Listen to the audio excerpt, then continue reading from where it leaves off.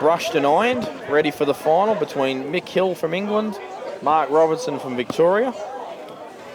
And if you did watch the previous two matches, it would actually be fair to say that Robbo was the better of the two players. Robbo was fairly faultless in his match against James Delany. He was absolutely ruining the field previous, but probably didn't play to the same standard he normally had been. No, well, even when Jimmy Dell was making that big comeback, right, Robbo didn't really seem to be chopping up frames. It was just Jimmy playing awesome. Yeah, agree. He just got the jump on him, that middle section where he got about 8-3 or something. And Mick missed more balls in one match than I've ever actually seen. And it sort of sounds really bad to say because Rusty still didn't win the match, but he also missed opportunities that he, if he takes them, he actually does get up. So, Can the riddle of it's not really a riddle. It's don't make mistakes against Mick Hill. That's really what needs to happen. No question. I think that match against Rusty would have given Mick a bit of a wake up, right? And I really think he'll come out firing. And there you can see a check for the winner, and that is not the entire amount. That's just so we can sort things out as required for the players. They'll also get, I think both players get $3,000 cash as well. So, but that is what is being played for right there. A blank check. I should really go over, steal that, run out the door. Yeah, I reckon we can split it. Would be lovely. Right, and bar 8 support of the event has just been second to none. The venue's been great, the table's been great, and also Quest for shuttling the players up and down in the little courtesy bus a few times a day. Yeah, Quest is a major sponsor for Victorian 8 Ball. And of course JR for all the table maintenance and so on with all-star pool tables. Yeah, it doesn't. These comps just don't happen on their own. Melissa and Travis Crawley have put in hours of work doing, grading players, dealing with all the bullshit questions and comments and criticism and sook-ups that you get from people behind the scenes. They have to deal with all that, and believe me, that's probably the worst part of the job. And that is the reason people just don't want to run tournaments, is they're sick of dealing with the crap. So, guys, if you're one of those whingers, stop whinging. Especially when Gus was put down as an intermediate and not a pro. Well, Gus actually, that was really stupid because Gus brought that on himself, but then it just obviously went out of control.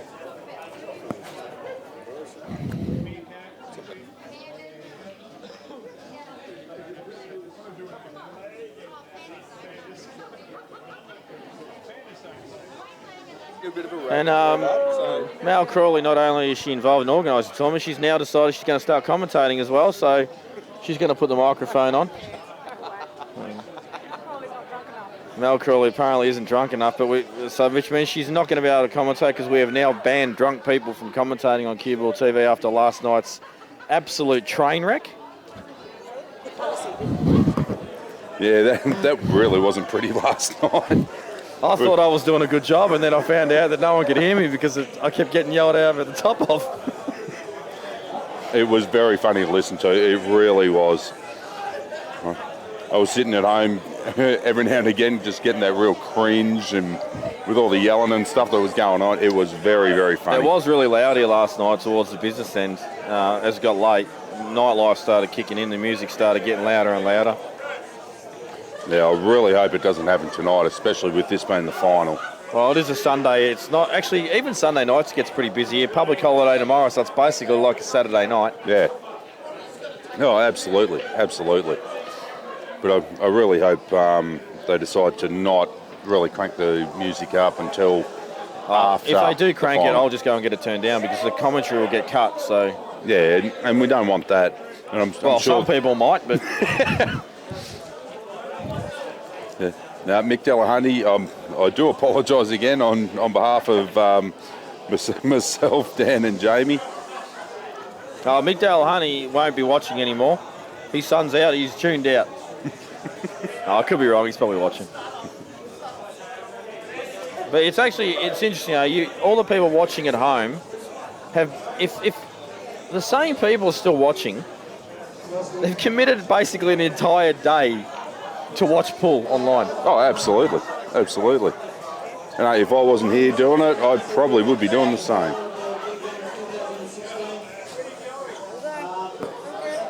You're welcome, Dad.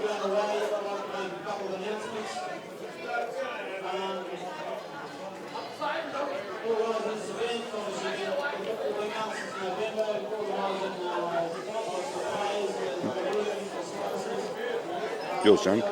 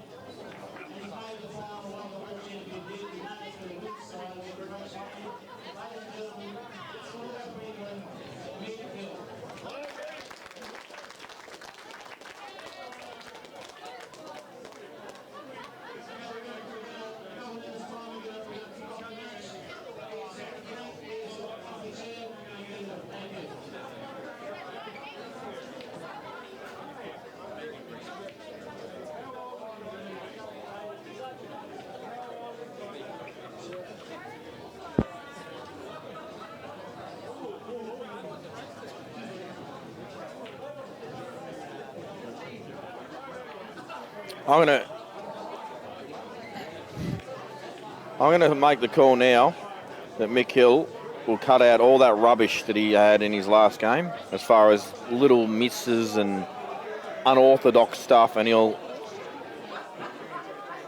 attempt to put on a masterclass. Now it's up to Robbo though to take any chances that he gets and produce some of his own. Yeah, well, as we were talking about on there, I personally think the wake-up call thing, or the rusty, the wake-up there, and it'll be up to the world championship standard that sets himself apart himself. Well, mate, the main reason I just don't expect Mick Hill to miss is because I watched him in a world final against Gareth Potts, and I've brought this up a few times before, and he did not miss a single ball. It was just ridiculous, and the standard was insane, and I guess I just expect to see that all the time.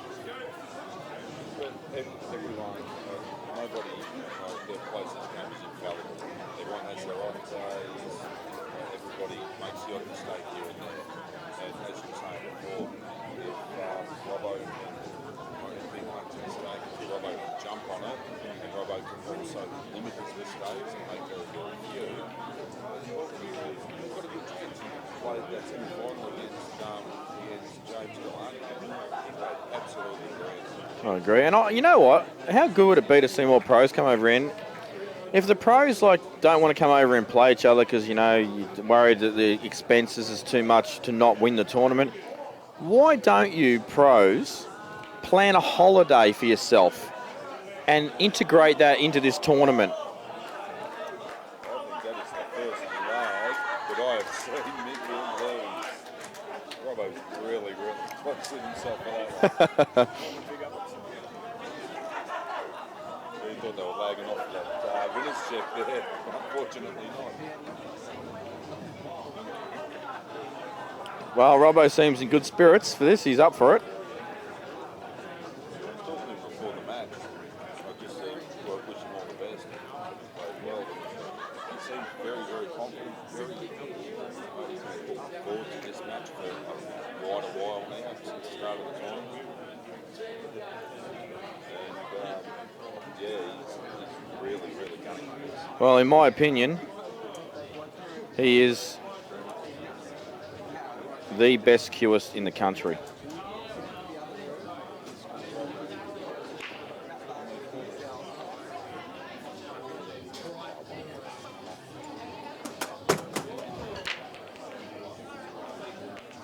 So you guys probably only heard one conversation there because one of the microphones is not working. We now have it back online. Testing. Ah, there we go. All right, Dan's just sorted that out. He'll just switch cameras to the main view now, and Robbo has potted a ball. We'll probably take yellows because he doesn't have a lot of choice in the matter. Plus he got one in off the break, so... Oh, having looked at the yellows, it's a tough little opening out. I would imagine that he's going to try and land on the double as soon as he can on this lonesome yellow on the side rail. I really don't think he'll even attempt to go out here. You know, the yellow he's got just beneath the balk line on the right-hand side of the table. Unless he lands it really perfect on it, is going to be a difficult ball. And then the transition from that to the one down below is going to be very tough. Yeah, you're probably right, and like we know, Robbo's in commentary earlier, he was like speaking methodically. He wouldn't have been taken on the outs all these other big out players were taking on. But he, even just watching him there for the first sort of 20 seconds, he's walking around the table at the moment much faster than he normally does. Absolute purpose. Like, I can see it. He's normally much slower when he walks around the table. He's almost running around the table in comparison to his standard speed. You think he'll take on the face cut double here? I think he has to. All right, and play the dismount on the little clusters above. Yeah, I think at the end of the day, when you're playing a race to 11, it's the first frame. Have a dip at this. I mean, this is gettable. It's one big shot, basically. Have a dip. If you get it, you're flying. If you don't, well, your opponent's still going to make the out. That's really... no. I'm not going to say super unlucky. You got the red as well. I'm not going to say super unlucky, but it certainly isn't not unlucky. Whenever you play a very thin face cut double like that, you always run the risk of losing that cue ball. Exactly, and it could have worked out a lot worse. I mean, there's still a bit of work for Mick to do here. Unfortunate thing is, you can get right behind probably the dodgiest ball on the table. Oh, he's got another one on the left-hand side. Yeah, and also this ball on the rail near the bottom here. So, there's, like I said, a lot of work, but he's going to try and get the cannon straight away. Look at the top spin on this.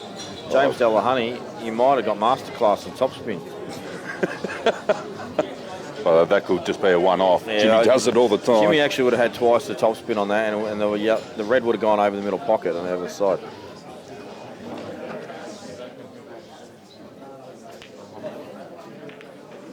It's actually really funny though. Mick Hill came over to Australia a really long time ago, and that was actually when he had a fair bit of weight on him. He was a chubby guy, and I didn't know who he was. And I was involved in an exhibition match. Anyway, I had no idea who it was. But one of the first shots I saw him play, he played this massive topspin shot, and I'm like, oh my God, that is the best topspin I've ever seen put on the little white ball before. And that was before the spotted white, so it was the older plain whites, which are Plain even whites. lighter. And I couldn't believe how much topspin he generated, and I instantly thought, wow, this guy's unbelievable. I didn't even know he'd been a world champion at the time. In fact, I think that he'd won his first world title when they came over. That was a long time ago now. Oh, wow. Back when Breakers was open in Preston in Melbourne. Oh, that is going back. But he's made no mistake in racking up frame one. Well, with the 2 shots, you'd expect him to go game. Yeah, and like I said, I just don't see Mick making mistakes now. And Robbo can ill afford what he's just done there. Yeah, just hope the thrill event in the final, especially against someone who's wanted to play for the whole tournament, hope he doesn't get that bit of a rush of blood behind him. Yeah, I think the good Try thing and for play that a bit Robbo, loose. he's won a lot of tournaments. He's been in the business end plenty of times. He knows what's going on. He knows how to, maintain his composure. And coupled with the fact that his brother is a world champion snooker player, and he went over to England tried to break into the tour himself. I mean, whether he was successful or not is irrelevant. He would have learnt a lot of key mental, characteristics to keep him sound in times of pressure and negative thoughts. So, I think he'll be fine. Yeah, I mean, you have a look at his cue action. It's absolutely picture perfect. Like I said, in my opinion, the best queuing action in Australia. I think Scotty Matthews might have a thing or two to say about that Scotty one. Matthews is not even close. Not even close to this man on screen.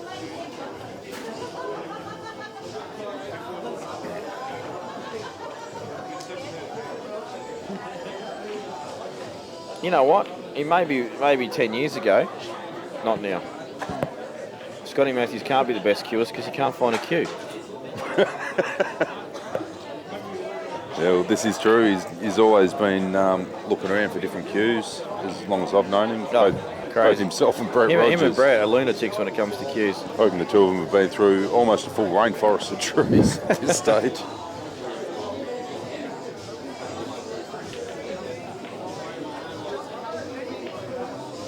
Great opening Very pot there nice from Robbo. shot. I think we'll find Robbo maintains his aggression. I think he'll try and take it to Mick. Well, look, it'd be silly not to. I mean, if the out's there, right, and he's feeling confident in his own game, why wouldn't you have a dip? Yeah, that's right. And these balls are on. The great thing for this out, ball down the side rail, linking ball of the yellow just below the black. Yes.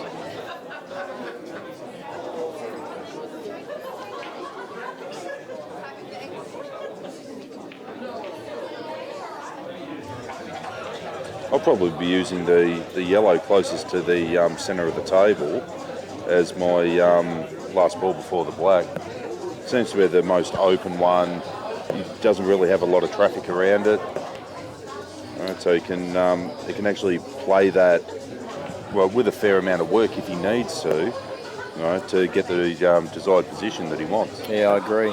It's just going to be interesting to see how he gets on it though. If he's going to transition from the ball on the rail to the yellow that's where the black, like just below the black, he's going to be cannoning the black, and the white ball is just going to, he's not going to have a good shot in the middle. Yeah, true. So there's a little bit of thought to put into this out. I did toy with the idea of leaving that ball under the black until last. So you pop this in. Well, hang on, I've just seen what he's doing, but I still think there's work to do here. He's going to pop this stun across. He's going to leave that ball below the black till last. He's stunning across, and he's missed that by a mile. And he was more concerned on the position than took the guy off the pot. And like I said to you at the start, you can't do that. You just cannot do it. No. If it's a clear pot that you're knocking in most times, you can't do that. Not against this bloke.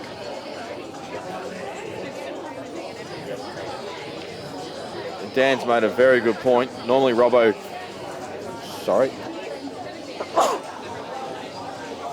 walks around the table, checks exactly where he wants the white, and then goes and plays the shot. That time he just sort of got down, played the shot, missed it. So his process that he goes through was lacking.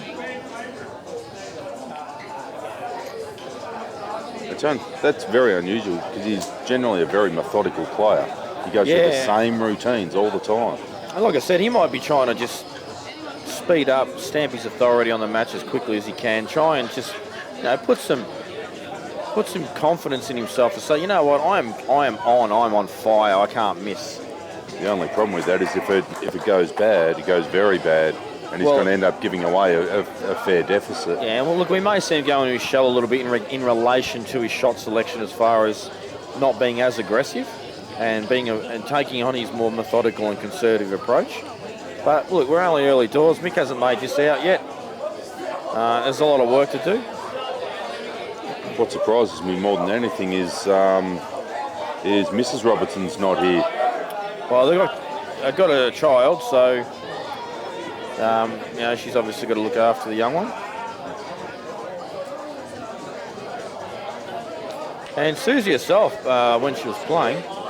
Oh, did you mean scary? Oh, actually, sorry, my bad. I should have picked up on that. Actually, that's really bad of me to not realise that. But yeah, it is surprising to not see his missus here. And I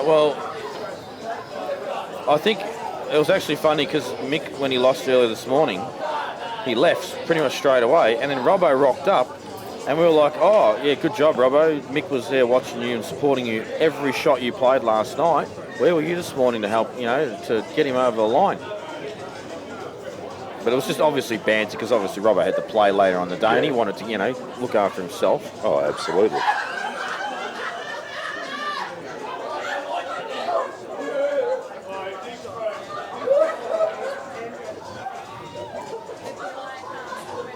I'll tell you, I don't know if you guys can hear the background, but the lunatics are going right on with it. Oh, he's missed the yellow. Oh, wow. That has slid past. Do you reckon he's hit that? I don't think he did. I don't think he hit it either. And he had to hit it. Oh, without doubt. To hit it. He's tried to hit it so neat to leave him off a shot, and he's just slipped past it. This first shot's going to tell us whether you hit it or not. I'm 99.9% sure he didn't hit it. Yeah, I don't think he did. Double plus dismount coming up. I know, he's just promoted neatly. Actually, that's a really good lesson for me right there too. He's just made this out so simple in one. He's going to back himself to have the cue ball control and go in one, whereas I might have taken a double on, and then I'm not actually controlling both reds. I'm only controlling one. Yes, that's right. He's controlled both reds there, and the white. He's put them both into perfect positions, right, so he can use them as link balls. Right, there's nothing really hard, if anything, except for the control on this first shot. Yeah, if anything, he just landed a little thin on this than he would have liked, but he still should be able to navigate the yellow, and he has. But he hasn't landed amazing. Table quick there. Well, it was iron just before the start of play, so it's certainly sped it up a little bit more than what they have been used to in their previous matches. And we now have 400 viewers, and I expect that to actually get higher.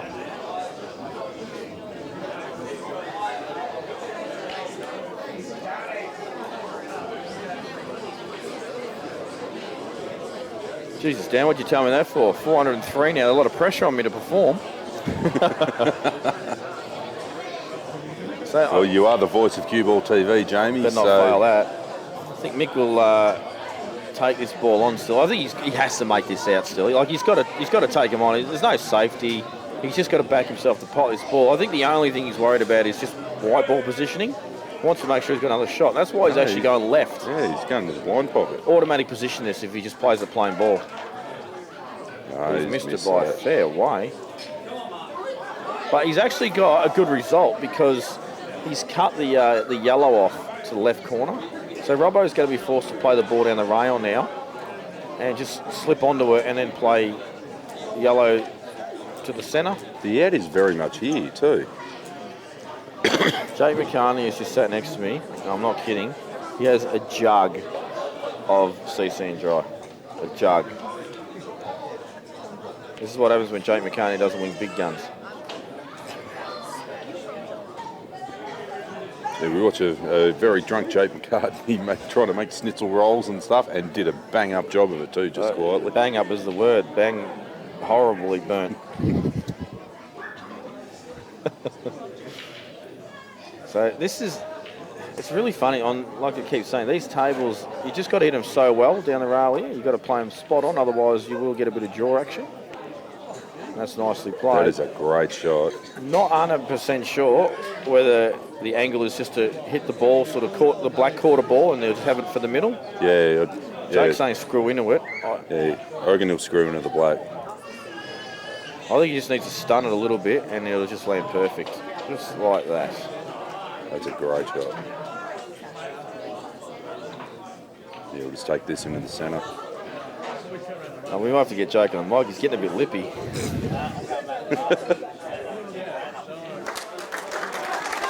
Yeah, Jake, I think there's a few more guys waiting to get some schnitzel sandwiches, mate.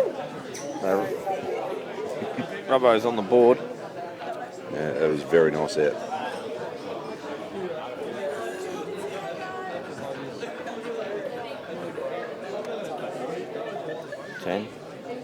Ten, I'm guessing.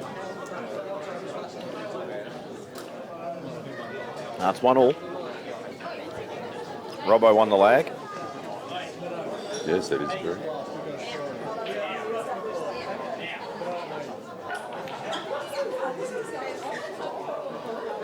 Robbo not happy with his own work there, racking the balls.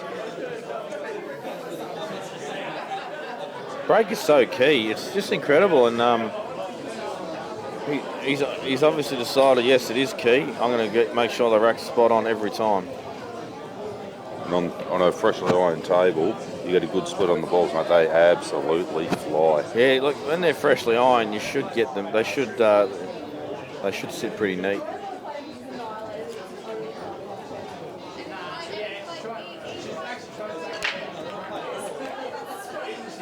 Ball down, good power, good control. And he will say yellow ball's nominated.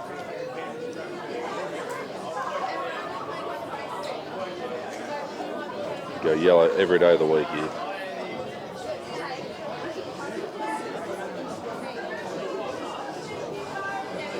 Yeah, let's just once again, it's cue ball control all the way.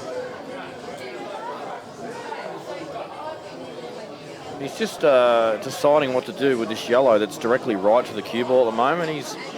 I think he's identified that as being a potential dodgy ball, even though he's right amongst it at the moment. He just wants to eliminate it quickly. It's a horrible transition ball as well, unless you land really neat on it.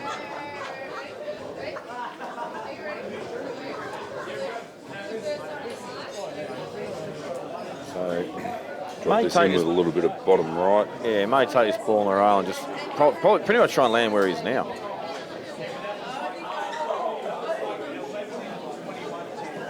Yeah, that's fine. They're very well judged pace. I still think the only ball that can bring him unstuck is that ball that I spoke of earlier. Well, I don't think it's too much of a problem, because if he takes this one down in the bottom right and just holds for the bottom left, he can stun up. Natural angle off the stun will take it towards the red that's over the centre bag. He can then take it. Oh, wow. How is that missable? Wow. That is, unless that was a kick, that's just taking your eye off the pot. That's all that is. So,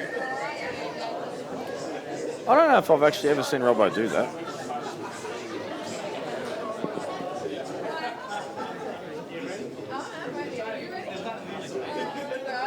Didn't look like a kick. I think he's just took his eye off the pot. White ball seemed to travel properly. Didn't see any jumping.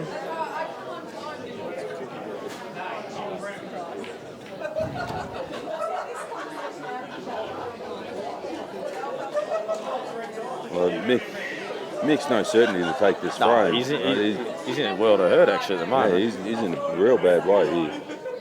Because even though he missed the pot, he's got some fair amount of coverage over that corner.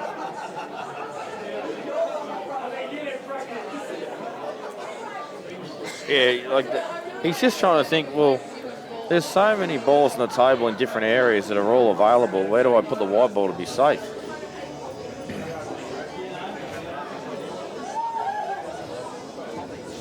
There's not a lot of safe areas on this table. Do you know why I think he's decided to take this ball? One, it's a bad ball, but two, if he gets it over the hole, if he does miss, oh no, he's flicking off it. Yeah, he's doing the face double. Okay.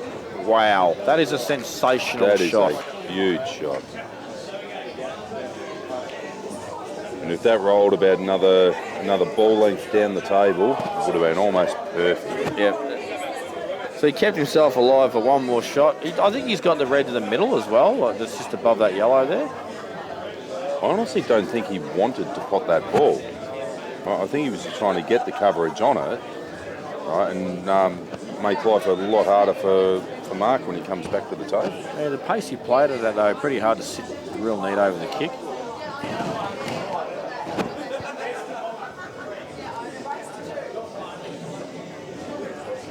Tough to tell if that red does go to the centre or not. It's well, he's playing it, so maybe it does.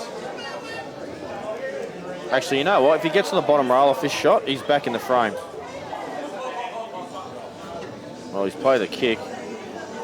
You know what I really like there? I really like just landing on the bottom rail and pushing the red, the one that hasn't moved.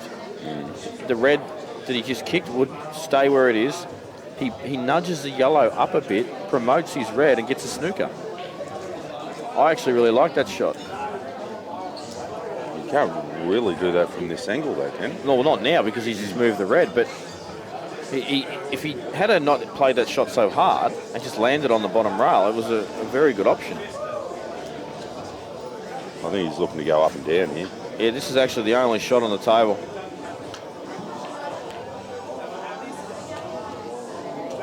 So far, this has actually been a really sick out. Like, every shot's been large. But he may be running out of rabbits to pull out of hats.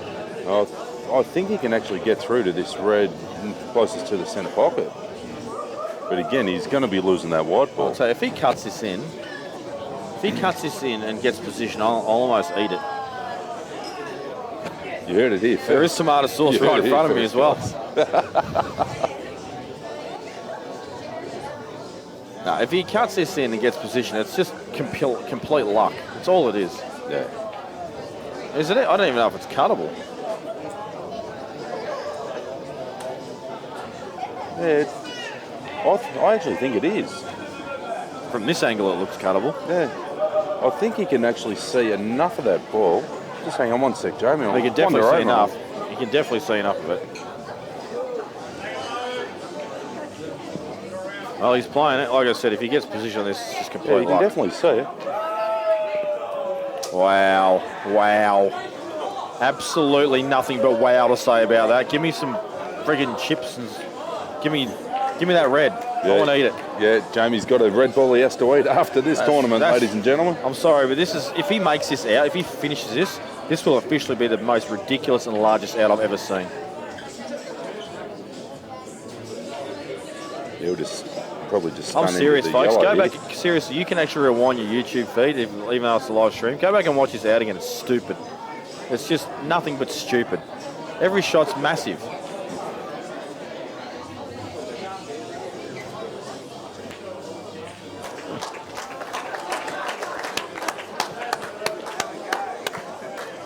He's turned it on. And ladies and gentlemen, your big guns champion, Mick Hill. I'm calling it early because that's just dumb. I think I'm more angry than anything. I think I'm more angry than anything to see that because it's just ridiculous. I can't believe how big that out was.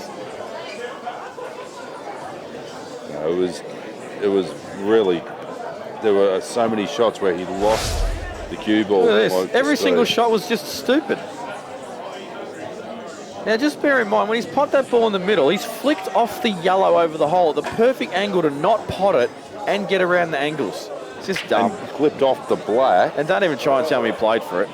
And off the black, it brought it just on the right angle, so it would hold, like the check side on the ball would hold off the bottom rail. It was unbelievable. Anyway, we've moved on from that. He's just dumped the white Ben Noonan style.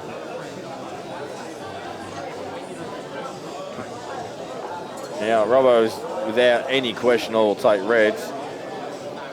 It's a matter of him putting the white ball in an angle, pot the red in the middle, and then just cannon the yellow Actually, he doesn't even have to do that. He doesn't even have to can it because this plant will go. So, problem ball is actually the one that's closest to the black. Oh, without doubt. And even that, he was looking at it before. He's got clear path through to the right centre. Doesn't look like he can make right top. He's definitely got right centre on it. Yeah, in my opinion, with this out, you need this 3 balls you need to remove as quickly as possible. The one that's near the yellow in the centre of the table, and the one on the left side of the rail, and the one near the black. They're the 3 balls you have to eliminate as soon as you possibly can, because trying to make a path with those 3 balls involved, trying to link them together is a nightmare. Yeah. Here goes the... oh, no. So I think he was looking at the shot I said originally, and then he realised, hang on, that's just stupid. Just pot this and play the plant.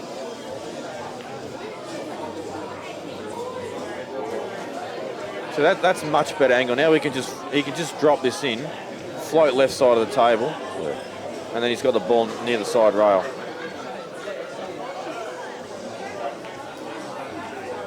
It's definitely a better percentage. It was just way to do it. Yeah, I think what happens is you see a ball that's sort of, closest to the pocket that you would naturally play it in your mind, and you think, oh, how do I move this yellow because I need to make the ball on? But then when you assess it, you go, well, hang on, it goes this corner. I've got a massive pocket here with the red over sitting over it. Why don't I play that? And that's what he's obviously realised. Oh, absolutely. And now he's got a fair angle here. Right, he could almost, by the looks of this, play a dismount, right, nudge into the black off the side rail. Got to be careful. This can go wrong. This can go really wrong. And I like the fact that he's tried to dodge that, but I think he might have made it not on.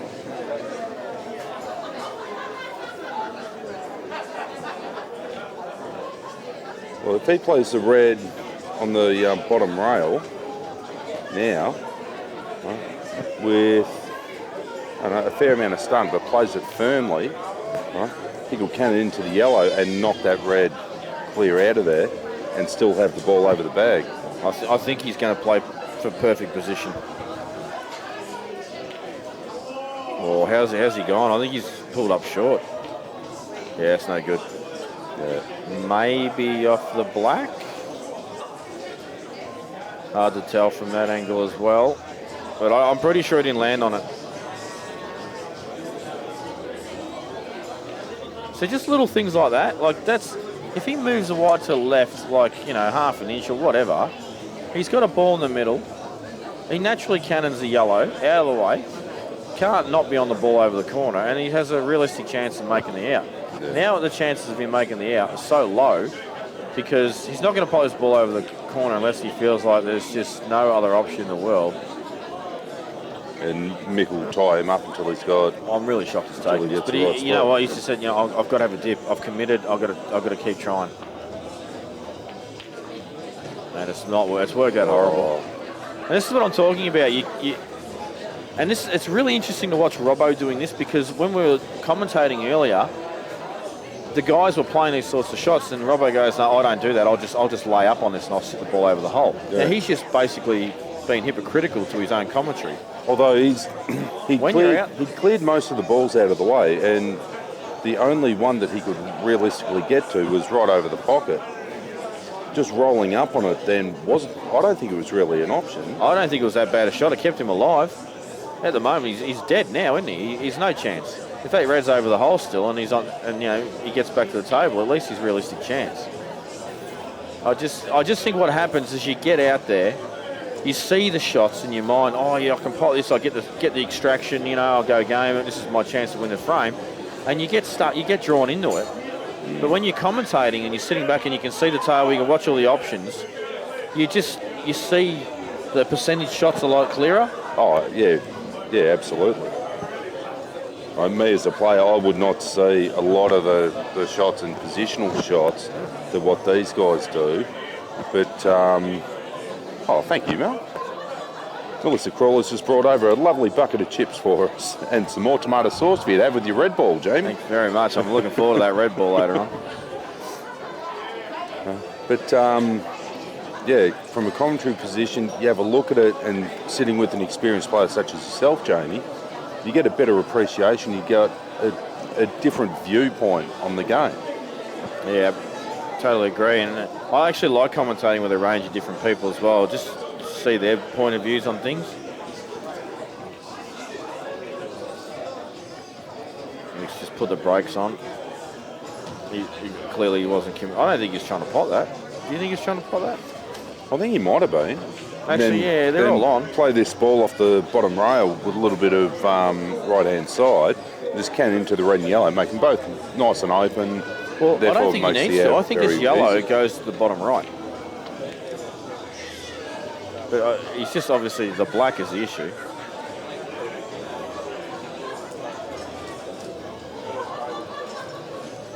Not sure if Robbo can get through to the ball over the pocket, but that's probably my choice of shot is to pot the yellow over the pocket here. If Mick wasn't willing to commit then he's probably not willing to commit now.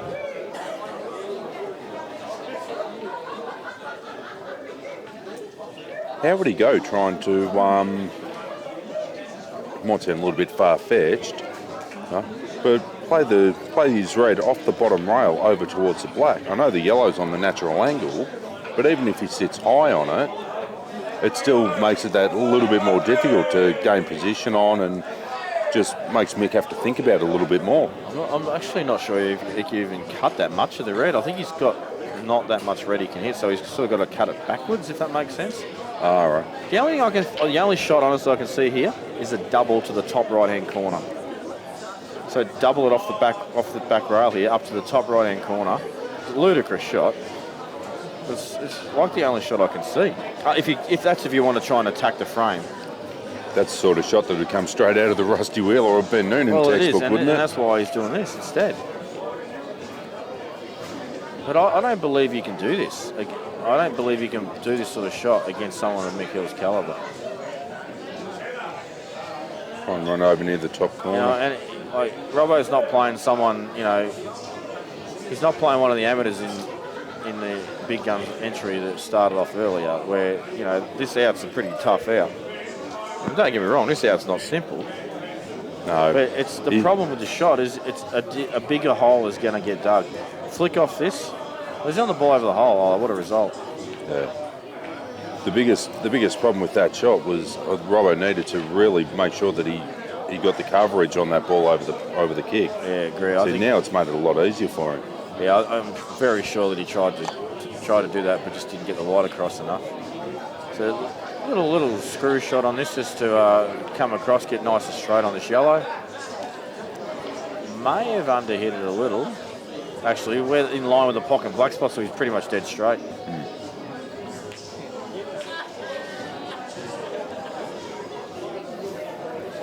So we'll use two on the... He won't try and force this and do anything crazy. He'll just drop this in, use his two on the black with wiseness. Or he'll just force it in and try to distance. That actually, because every other time he's actually done what I just said. Now he's trying to get the cannon. That just tells me he's flying now. The Mick that we were actually expecting to show up. Yeah, well, he's turning it on for the final. Yeah. As we said, that match against Rusty in the semi-finals, it was definitely the wake-up call that he needed to really get his game going again. I'll guarantee you that Robbo goes back and watches this match more than once. Just to, well, number one, find out how many times I called a shot wrong that he couldn't play because of the camera angle on that. Yeah. And then he likes to let me know about it, don't worry about that. And not only that, obviously, just to see if he can pick up something he didn't see. Oh, absolutely. Yeah. And it's a very smart thing to do. Other people's viewpoints and ideas and so forth. There's no point thinking that your idea is the only idea. Someone else may see something that you don't, and you go, "Oh, yeah, that's not a bad idea. I might look for that in future." And you put it in the memory banks, and next time that shot comes up, it just comes straight at you. And if he goes on and wins the match, he'll burn probably 200 DVDs and hand them out to all his friends, signed, and as you can see, probably post a link to it every week on Facebook. No question. As you can see from the shot that Dan put up before, the Big Guns after parties actually started a bit earlier than usual. It's always like this around the final. There's just always a select few lunatics in the background make heaps of noise, enjoying themselves and partying on. No, there's nothing wrong with that. It's just sometimes they get a bit loud. Oh, Hey, as they do. I can't argue with them. But sometimes I've been one of those people. I think all of us have at one point or another, but I'm sure that the management from Bar 8 is certainly not really not condoning it. That's for damn I'm sure Dax Wosley's watching, and I'm sure one year he'll remember me going right off me nut here and then ended up doing some drunk commentary, and I thought it was some of the best commentary work I'd ever done too, just quietly. Was addicted to the word situation and slurring it, but other than that, I thought it was okay.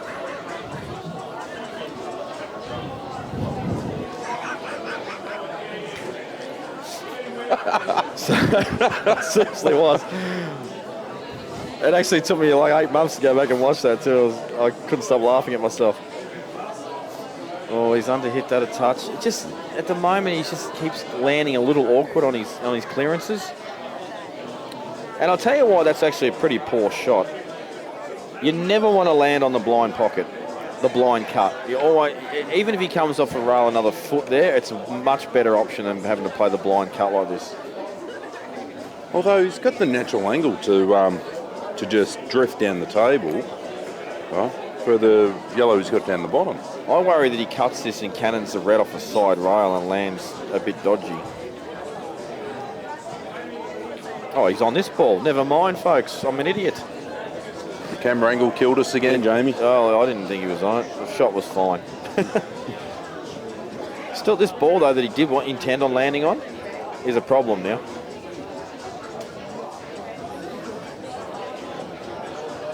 See all these 3 balls up the end, no worries. Easy as pie.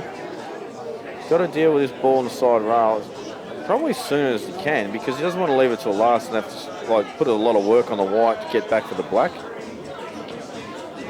But I sense it's going to be left till last.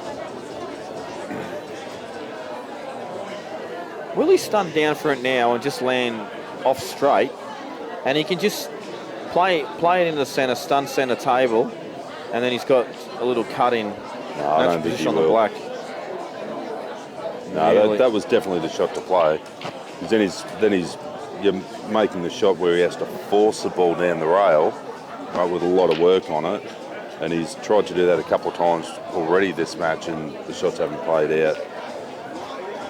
Okay, so this is a shot of a cure stride here. And how many shots have we seen like this particular style of shot missed today? Yeah, there's been quite a few.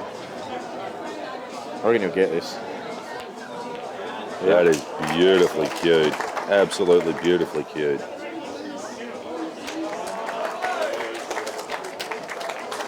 Good response from Robbo after a bit of a chop up.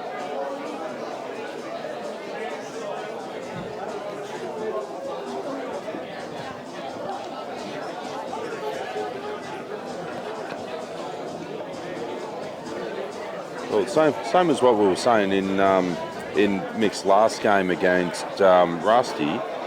We said then, if Rusty let him get too far ahead, right, he will struggle to pull that deficit back. And Robbo's in exactly the same boat. Yep. As long as he can keep in touch with him, right, if he gets a really good run going, there's no reason why he can't, right, take this match out. Oh, exactly.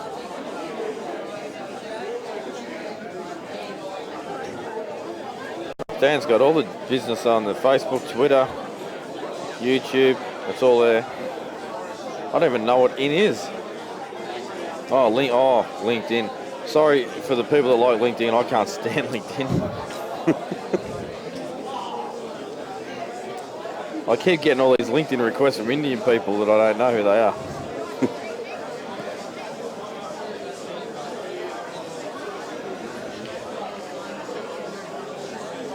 And also, if anybody's after some CueballTV merchandise, we've got hoodies and T-shirts. You can get your name printed on the back of them and all the rest of it. All you need to do, look up CueballTV on Facebook, send a message off to Dan and tell him the sizing and all the rest of it. He'll give you a price and he'll get one organised to come to you. Yeah, and you would have seen one early in the semi-finals. Jimmy Dulles wearing the CueballTV shirt. And Unfortunately for Dan, Jimmy lost.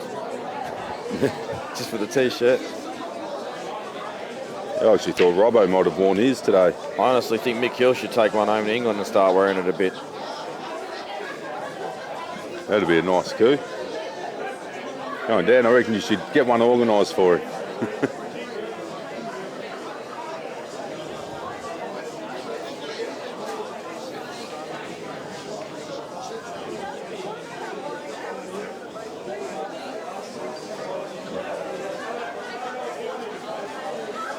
I will take reds. He's got a couple of fairly horrible balls on red too. Well, Troy Eagle is ringing me. I'm not answering the call because I'm commentating, and he's probably watching this live stream. So Troy Eagle, don't ring me while I'm commentating, dude. Send me a message. If Troy's watching this live, he will be watching. He loves guarantee watching. you he will call you back in about 30 seconds. No, he won't. He'll just send me a message. He always watches the live stream.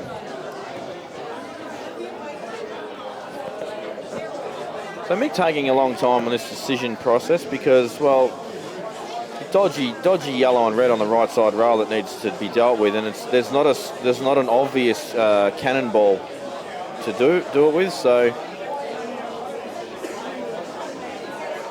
he might be looking to take the yellows here. I reckon, no, I don't like yellows just because that one at the top where the red is, but he's taking them. What would I know? Yeah, but he's found the pockets. Look out. And it's open table. Oh, hang on, no. No, it's not open table. Robbo's on reds. Hang on, it is open table. Yes, it is, actually.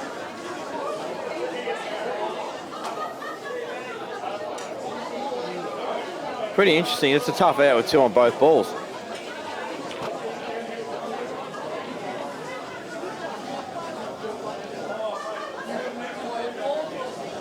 You know what Robbo might try and do here? He might try and pot the red and the yellow in one shot. And keep it as an open table. Yep. It just eliminates one problem ball. He can start working on the other stuff with two. That's exactly what he's going to do.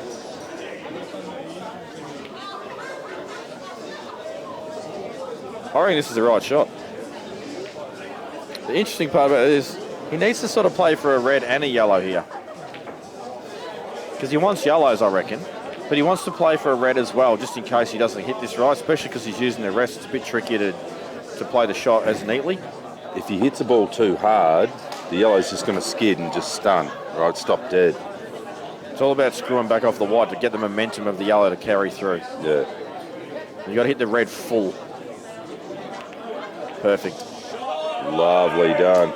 That's a very nice shot. He has not got the position I would have liked, but he's got...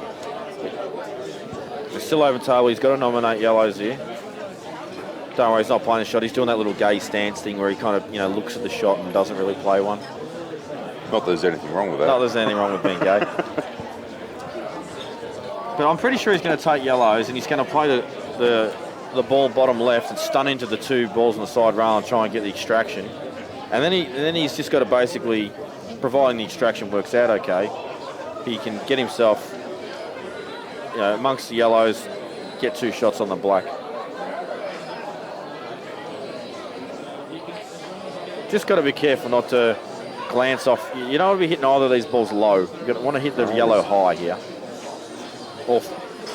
You want to hit it above the centre of the yellow. Low can bring you into some trouble, even a potential in off.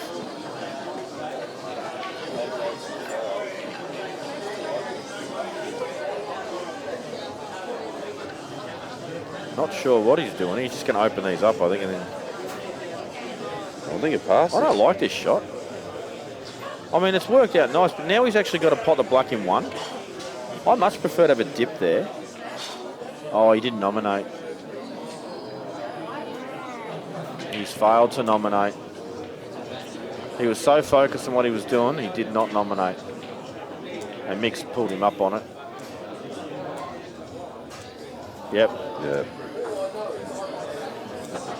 So Mick will now have two shots on reds, and Robbo, I can look at him right now. No, it's not. Oh, actually, Yes, it is. Because he didn't nominate, it's still open table. Wow, what a sick... This Robbo is stabbing Mick Hill in the face in his mind right now. Although he's probably stabbing himself in the face for just making such a blunder. Yeah, but he's probably stabbing Mick because he pulled him up on it. Yeah, he walked off in a really, really foul mood. I think it's just a room of dismemberment coming up for Robbo. He's just going to kill everyone. And yeah, that was actually the worst possible result of all time. He's going to be seething over that. But I promise you right now, even though it's not the time you want to do it, you'll never ever do that again. The rest of his life. Oh, absolutely. And for someone that's as methodical as what Robbo is, he's going to be absolutely belting himself around the head. If he knew the second the white ball stopped that he was going to go yellows after all that, he should have just said yellows straight away, and then he can focus really hard on his thought process. But I think he's just completely forgotten full stop, or in his mind he's just thought that he was on yellows. Yeah, look, it's one of those situations that doesn't come up often, and things like that, and yeah, just focusing so hard on how am I going to make this out that he's just forgotten the basic thing of having to nominate. Yeah, you're right. You don't see it. It's the first time we've seen it all weekend. Mick's just played a great shot there, especially being hard up on the rail. He just doesn't care what happens here. He just pots this. 2 shots on the black. Says, thanks, Robbo, for making that massive error. I will go 4-2 up.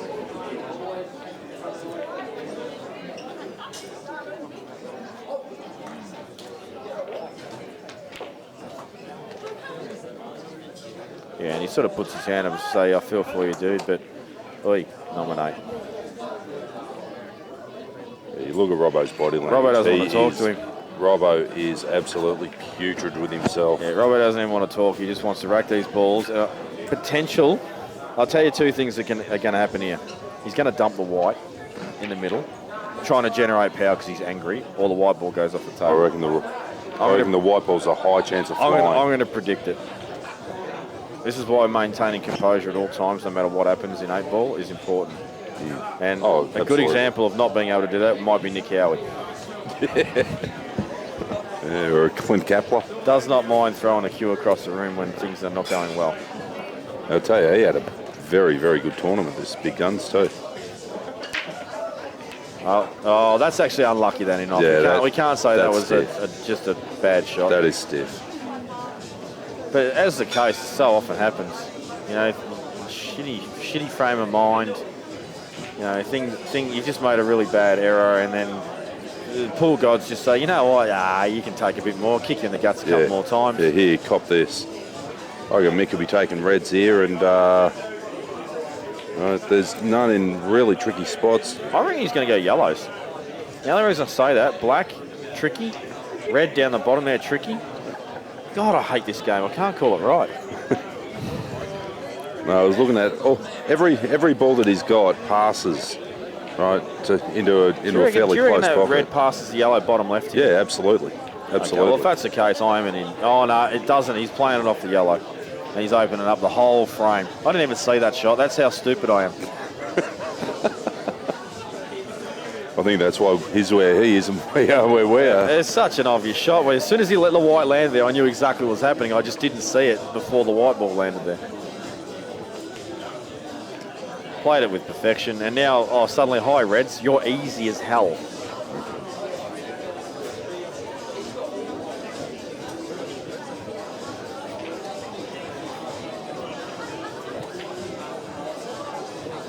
So many ways you can go about this out too.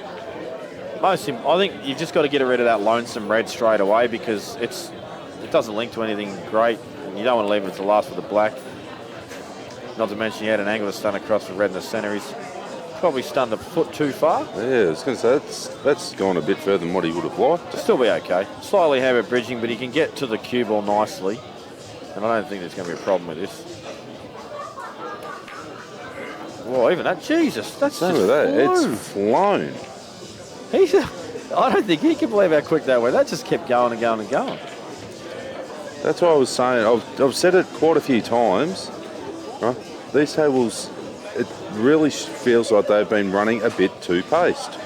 Yeah, certain areas you're right. They just seem to speed up. Others seem to slow down. It's been really surreal.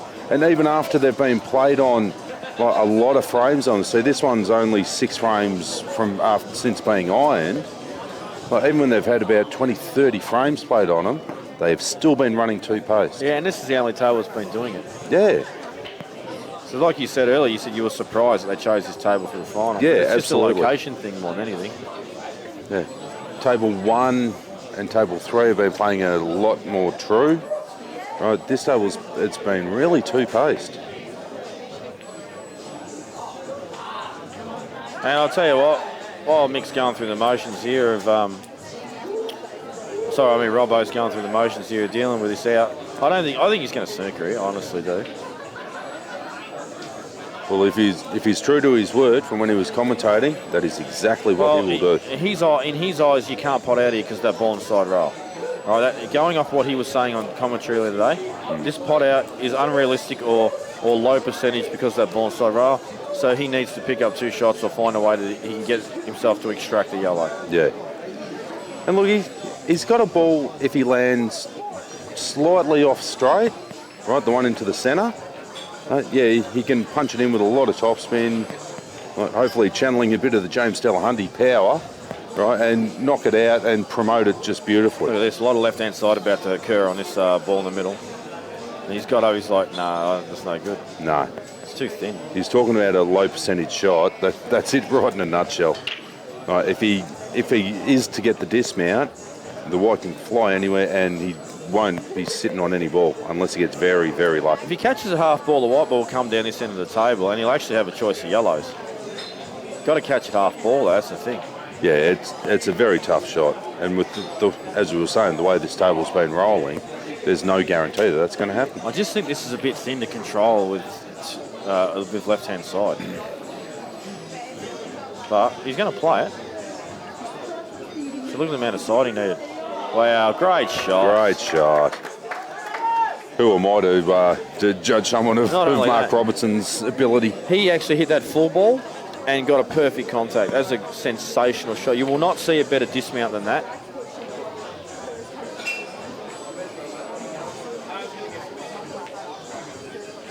Well, Robbo seems like he's over that little bubba from last frame. Well, I'm really glad he is. So, right, and I hope he can take these last 3 and go game and really keep in touch and make this a really tight, hard-fought struggle. Just wonder if he can screw past this. Looks like he can. Yeah, could easily. And that's looking like a pretty good angle as well to just stun up. Yeah, beautiful. The camera's going a bit fuzzy there, Dan. That just might be the couple of beers you've had, Jamie.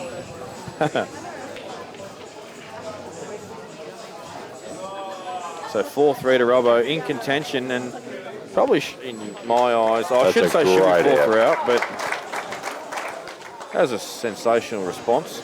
Yeah, he should be 4-3 up, but Rusty was in a similar boat in his game. So this shot is just absolutely perfect. Lots. He actually stuns it too. He stuns the white and judges the side perfect. No. Really good that shot. was extremely well controlled. Very, very well controlled. If I had to play that shot, I'd have missed the pot by about 6 foot. Missed the dismount because I didn't get the pot and looked like an imbecile. And left the opponent on to run out. And lost the frame, that's right. Yeah.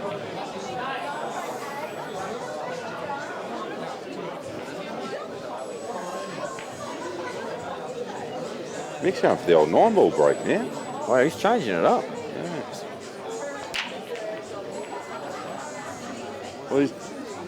Well, he, along with everyone on these tables, has been struggling to get balls off the break. He is absolutely right. He's taken a bit of the power out of it, like what you were saying earlier, but still got a great contact. Right, the balls have opened up nicely, and you'd expect him to have got more than 1 ball off the break. Right, and Troy is ringing back. Clearly, he hasn't got the message.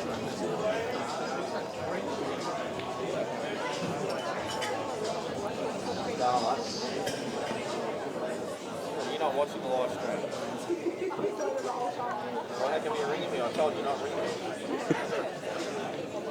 It appears that I was correct, and Troy Eagle did hear about that on the live stream and did decide to ring Jamie back anyway. Oh, you won't know it.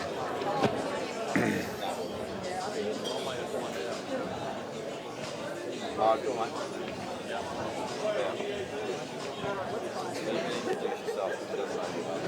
G'day, Troy. My name's Lee. I'm just a local hacker that has come down to give Dan a bit of a hand on Cueball this week.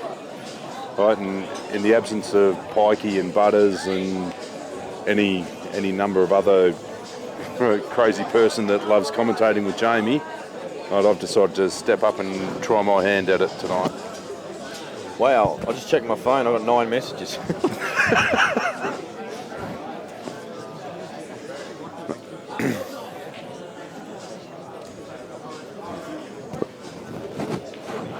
And yeah, actually, while we're talking about people in commentary, there's a certain individual by the name of Steve Jamison who was meant to come down here today and do some commentary with me, but have discovered that he can't back it up 2 days in a row. Oh, you mean the man with the dulcet tones No. has decided to not show up? No good with hangovers, apparently. Oh, Jamo. So Yeah, very Jamo, disappointing, mate. Grow a heart muscle.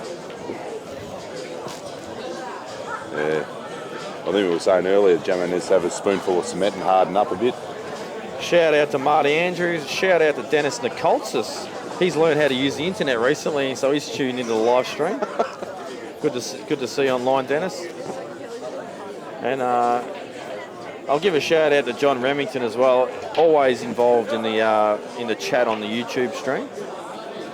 Colin Colenso has now left the venue and he's headed back to Geelong as well, and he's on the stream. Lots of people on the stream. But good to see everyone tuning in. And Colin had a pretty good tournament this one as well. Played quite well. And Troy said you're doing a good job, mate. Oh, thank you, Troy. I get the call right occasionally. Nowhere near as occasionally as Jamie does, but on the odd occasion I get them right.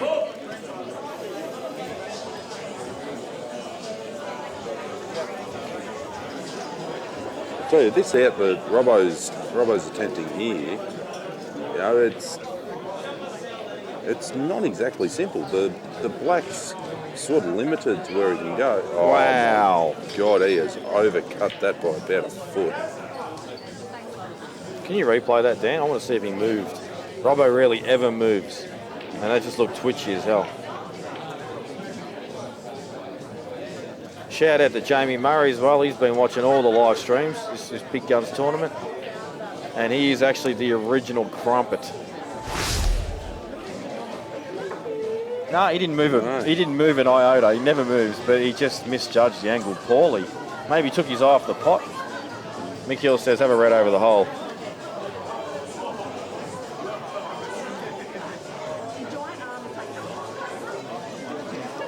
You're right, especially when he leaves that white ball, it leaves it in the most awkward spot available for you, and does it with really good regularity too.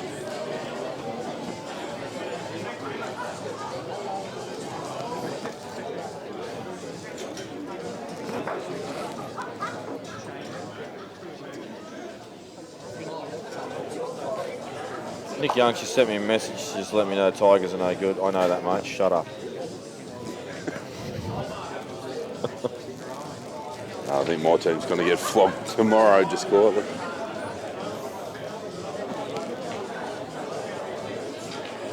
Steve Jamison's just sent me the letters EAD. I don't know if you know what that stands for, folks, but just eat us something. And I've just been reminded about Jamo's really good ability to back up a day session on the grog. We played in the Bendigo tournament a couple of years ago, and he was green, vomiting in the car. He just couldn't get up. He literally was green too. It was unbelievable. But enough about Poms.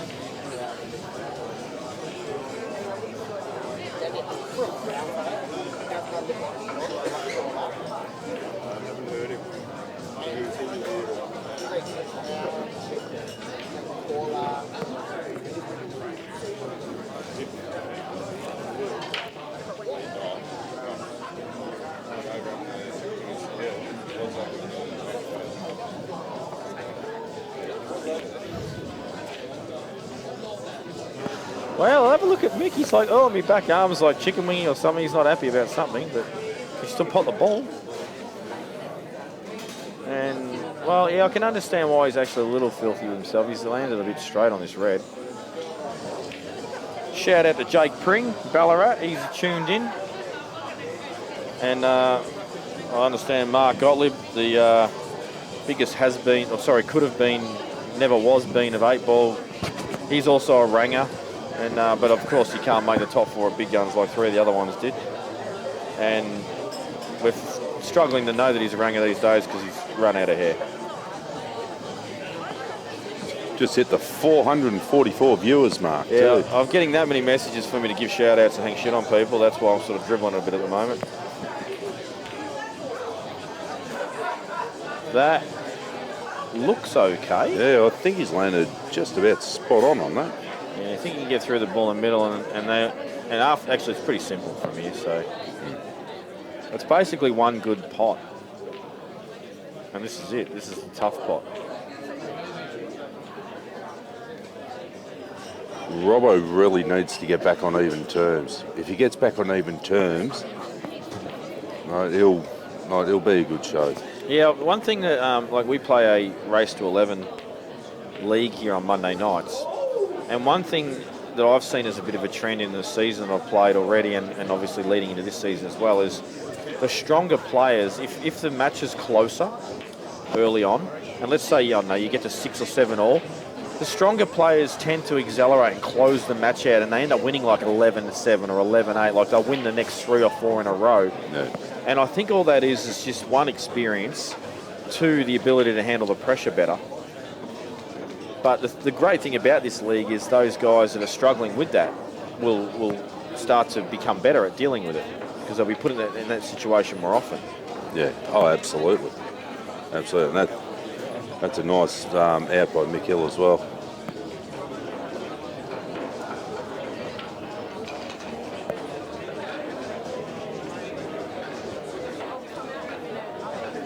I know in some of the tournaments that I've played over the years, when he gets close to the finish line, I tend to tense up more than anything. The opponent tends to get back into it. I don't have that ability to accelerate through to the end. I don't really close it out. I've just one last shout out as well. Another shout out to Sam Mitchell. From what I've been told, Bar 8's looking for some more furniture as well. If you're happy to donate some.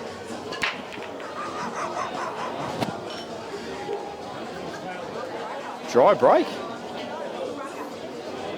Oh, look at it. This is going to be a lengthy frame. Oh yeah. I actually hate when you break and you get a situation like this where there's a ball over the hole and you've got the opposite colour ball in the back and you don't get a choice. You just know that you're going to be in trouble straight away. Oh, absolutely. Absolutely. The good thing about it, though, is at least it's smothered enough where it's not accessible clean. Yeah.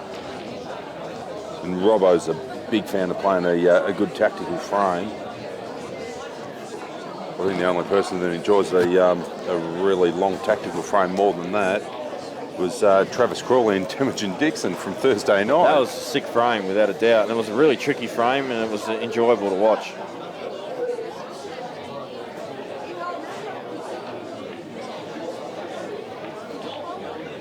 Oh, tried to play a sneaky little shot there. The old ball off ball. And Robbo's like, well, this is awesome. I'm stuffed already. He's second on walk to the table this frame. Now, if I'm Robbo here, I'm that yellow that's on the side rail. I'm probably going to try and bring it into play at this end of the table. It's useless up there at the moment. Rolling it down serves zero purpose, except if maybe you're thinking you're running the black down on it later in the frame, if you think it might get that way. But I'm trying to bring it around the angles and into the game. What about if he was to face cut that yellow, right, the one you're talking about on the left-hand side, across the table and into the red just below the black, and drift it down towards the corner there? I don't like it. I can tell you the only reason why. Unless you get it hard up on the yellows, you actually make it so you can pot the red off the yellow that's smothering the other red, and then pot the red over the hole and keep that red there. And you can create a pot out from it. Yep. As it is, it's already in a dangerous sort of position, but it's trickier from where it is. If you get it closer, the more it goes over the right-hand side, the easier it is to play that shot. So he's actually played the shot I've suggested. He's brought it around the angles, brought it in the game, just underplayed it. He really would have liked more balls to sort of come, in the gap of this bottom area between the red and the yellow and red over the pocket. Mick says, well, this ball was awkward, I'll just bring this out. Robbo's like, okay, well, I'm going to double this other yellow up the table as well and just bring all my soldiers into play.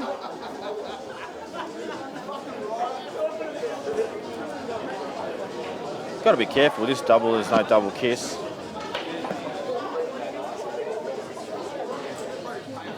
Might not even play it, but it's just an option.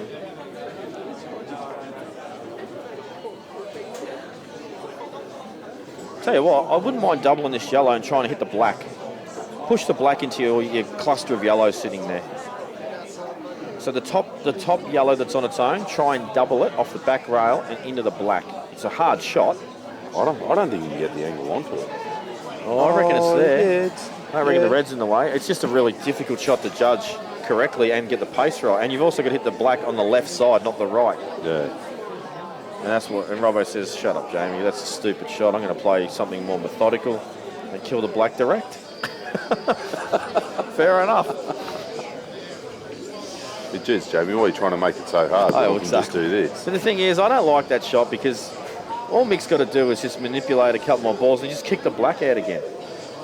So it's sort of, I don't like the shot. If you can actually kill the black and only give them one shot, then it's much more creative and constructive. As it stands now, Mick's probably just going to promote another ball and then kick the black out. Might even play the billiard shot here, Take the risk. He's looking at it. And look, it's very much there. Right, you want to go about three-quarter ball with a lot of topspin, but it's certainly there.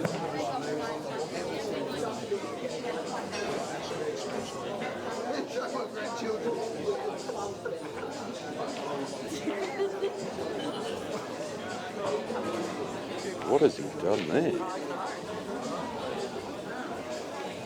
He has not hit that anywhere near what he wanted to do. No, he's actually having a bit of a laugh about it. Yeah. Still think he can bring the black out here, though.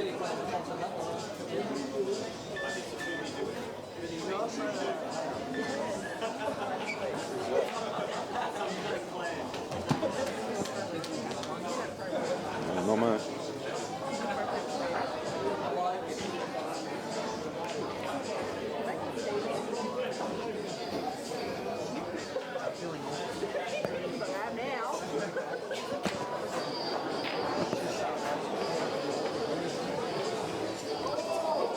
Yeah, I'm not really 100% sure what Mick was trying to achieve there. I think he actually clipped off the wrong ball. I think you're right. The live streaming's starting to screw up, apparently, Dan.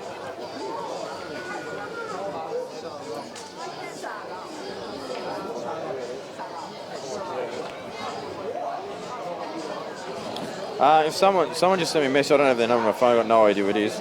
If your live streaming's starting this stuff up, just try refreshing your browser and see if it fixes. Send me a message back if it does.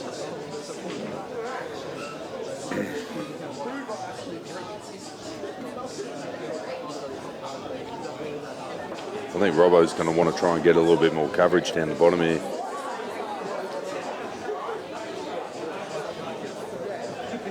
What is he actually doing here? I'm not actually... Is he trying to...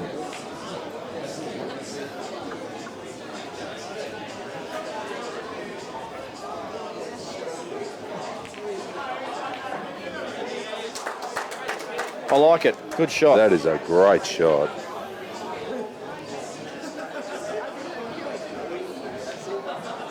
He's got great coverage. He's got the black killed, and hasn't left him a very good opening shot at all.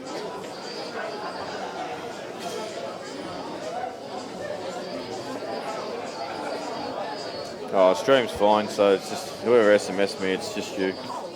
Just refresh, you'll be good.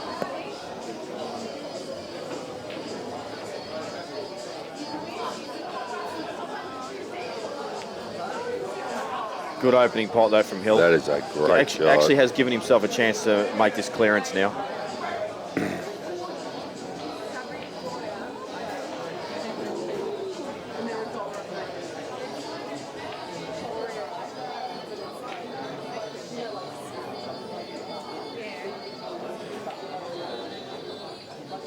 Just looking at what angle he can use to dislodge the red and also knock the black out open.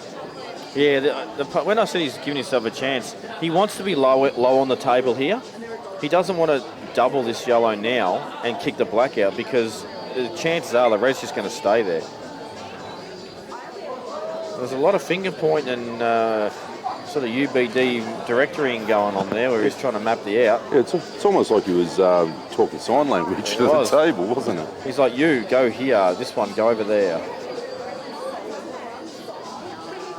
There we go. He's going to go play the dismount. Oh, that's so well controlled. That's sick. I hate this bloke. What a great shot, seriously. It was just the way he thought it out and looked at it and everything. He knew exactly what he wanted to achieve and has just done exactly what he wanted. The fact, when you see that shot, did he really know that the yellow would come off the back rail and move past the reds on the side rail? Like, that's just amazing if he knows, if he can judge that. Like, there could be other pros in England going, oh, didn't you see that shot, you dummy? You know, like that was obvious to us, but man, I'm just not seeing that. That's just that's high level stuff, if you ask me.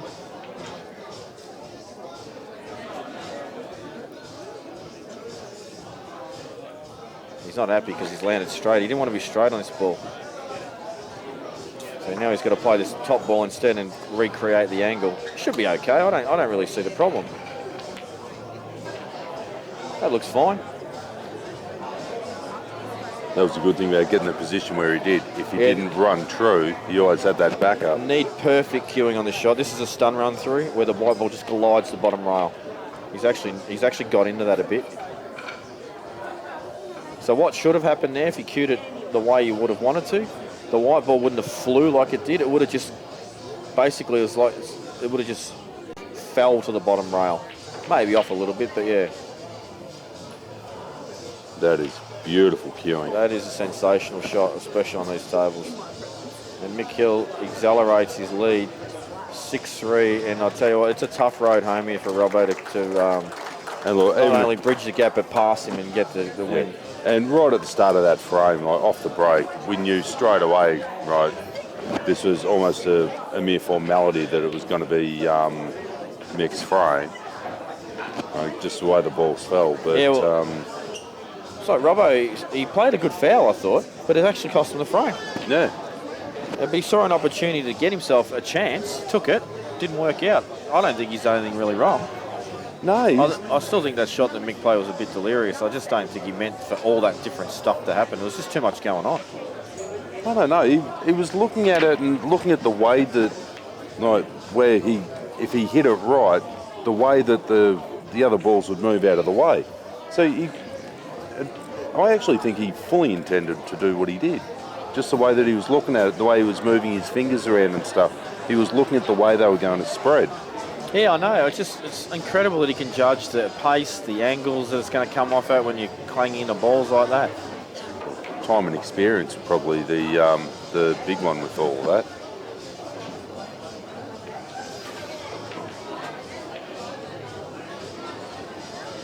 I don't know. I just think if you could put all those balls back again and play that shot another 10 times, you get 10 different results. And maybe some will be good, but I'll guarantee there'll be a few bad ones.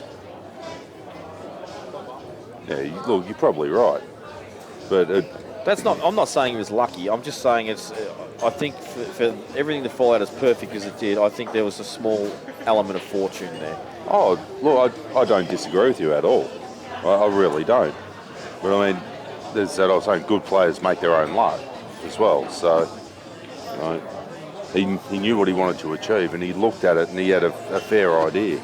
And even looking at the way the ball was going to cannon in, it looked like that was the way they were going to spread, if it got hit right. Yeah, you're right. If he didn't hit it 100%, yeah, it was going to be real bad for him. Bad shot there from Mick Hill, landed too straight on this bottom rail. Wanted to be off the rail, probably half a foot.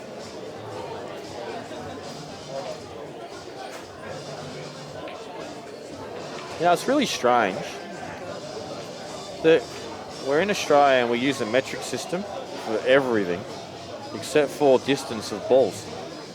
Yeah.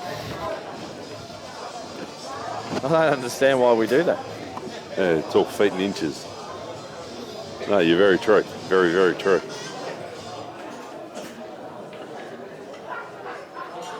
Well, good shot coming up here. I think he's just going to drop this in off the back rail and just slide in behind this yellow.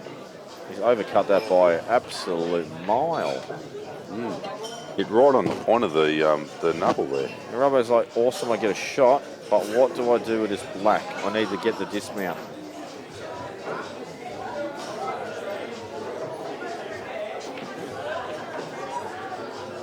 Have a look at Mick Gillen's back there. He's just shaking his head. He's really not happy with He only has himself. to miss one ball. He could, you know what? He could run 10 racks in a row, miss one ball in the 11th, and he'd be doing exactly that, shaking his head. Such a perfectionist. Well, he sets himself up for such a high level of professionalism and perfection when he plays. If something doesn't go 100% right, we're not going to say he wants to start slashing, but he does get a bit annoyed with himself, as we saw during the match with Rusky. Interesting. May see yellow go over the kick here, but I think if he just drops the one that is straight on right now over the pocket, it's a bad option, because if he doesn't cover the pocket properly, Mick will have a potential chance to double the red on the right inside and blast it out. Do you think he'll try and attack the out here? No, I don't, because, well, if he does, then he's not listening to himself, because it's too hard. It's not high percentage. He might consider it because Mick's got a really tricky ball on the top rail there. Yeah. See, the way that I'm sort of looking at it, if he puts this out of the two yellows in the centre of the table, the bottom one, draws back off the side rail, gets just top side. Oh no, he's going the other way. If he gets just top side of that red into the yellow into the right centre, draws down, he could double the ball on the left-hand rail with side, play the dismount off the black, drop it down, and he's got the open balls into the right-hand corner. It's actually funny you're saying, because I saw that shot as you were talking about it.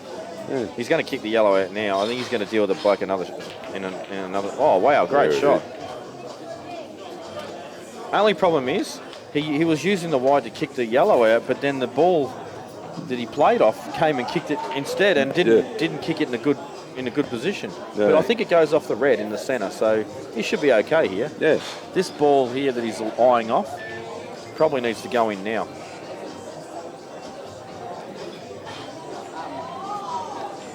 He's got to watch in off here. He's got to really cue this really sweetly. You can often undercut these trying to hold the white. May have to actually play this and use the far jaw to hold the white.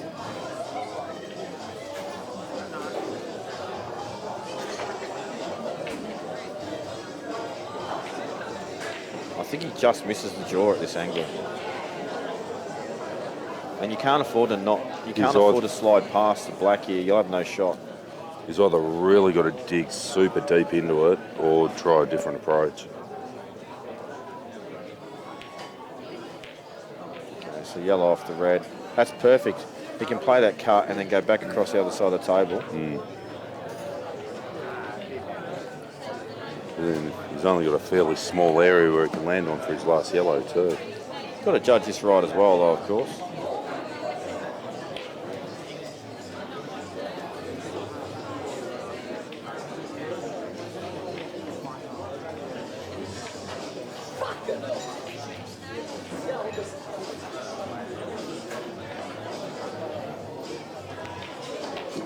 Oh, he's caught it too thin. Yeah, it had to be hit right. I think Robbo will be filthy with himself. He hasn't played at the standard he played against Justin.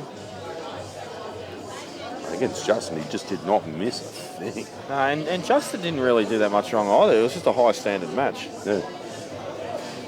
No, I know for a fact there was a lot of people at Justin Sage's one of the tournament favourites at the start of this tournament. He was in my eyes. He's playing well. He's been going very deep in pretty much every tournament that he's played in so far. So. Pretty much. But he only made last 16 at Geelong. No good there. Where'd you come in Geelong, Jamie? Last 8. Last 8. Oh, he's way straight on this.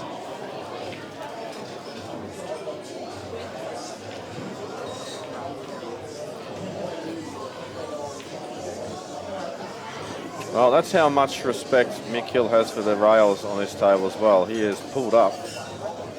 Can this yellow be back doubled? And if not, Robbo will probably need to smother.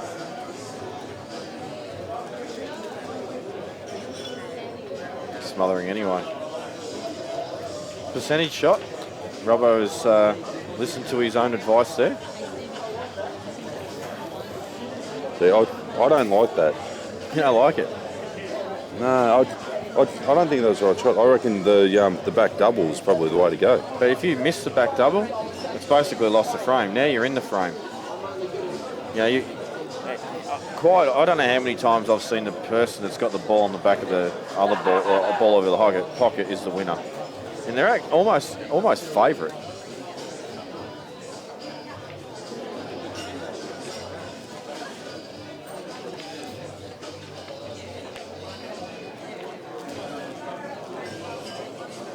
Jesus, what's going on there? All we can see is a head. There's a great shot of Mick Hill's mohawk.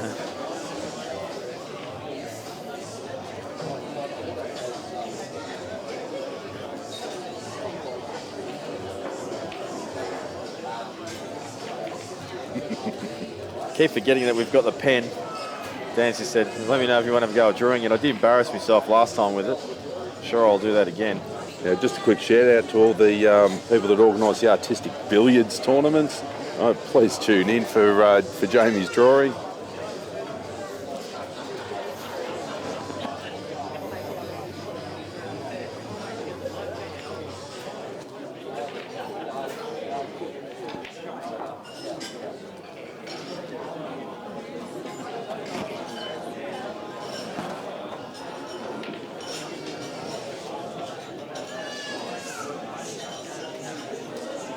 So, has he got 2 shots here? No. Well, I'm not understanding why he's potting balls then. I don't think he has. If he's got 2 shots, sensational shot he just played. If he hasn't got 2 shots, I don't get it. Why would you pot that?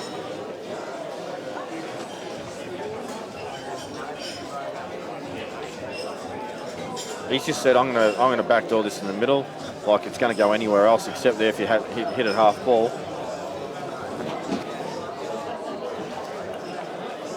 I think it's like Robbo's sort of said, you know what, geez, I'm in trouble. I'm just going to have a dip, just play for some bit of luck. Play a bit of an exhibition shot. Yeah. These are very gettable. You do see these go a lot when people they get 2 shots and their intention is just to kick it out and then suddenly it goes in the middle. He's going to have to put a hell of a lot of left-hand side on this. No, I think it's just plain ball. It's just a matter of catching the correct half ball angle. It's the only time you have to put a lot of side in is if you actually got to get in to make the half ball angle. He's got stacks of room here. The only issue here could be is maybe the white.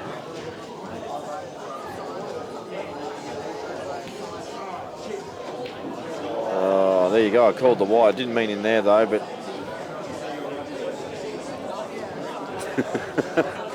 Robbo just trying to place the ball where he wants Mick to have a crack from. And Mick's like, no, I don't put it there. I'll show her I put it after I just get some more camera time. Oh, he puts it on the other side to take the piss. I like it.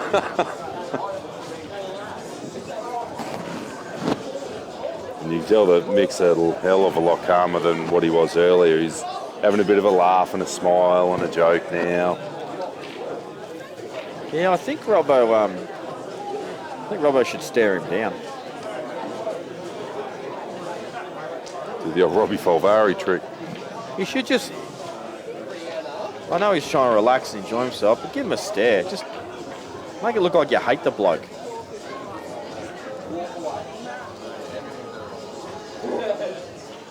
think all Mick will say about that is, oh yeah, okay, no worries, and then break and run. Well, you got a problem with me.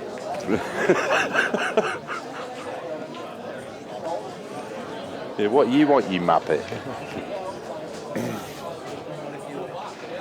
So 7-3, and it's starting to look very ominous for Robbo. Well, as we said, he needs to make sure that he... Dan, we will not see any breaking dishes because it's the stupidest terminology ever invented. We might see some breaking clearances, but we know breaking dishes. Who brought up breaking dishes? Breaking dishes is an English term. What it means is cleaning up, doing the dishes. I'm pretty sure that was the translation for it when I got told about it. And I actually, when they told me that, I said, that's stupid, I'm never using it. And I was really disappointed. Peter Butterworth got a commentary gig over in England when he went over the world titles, and I heard him using the terminology breaking dish.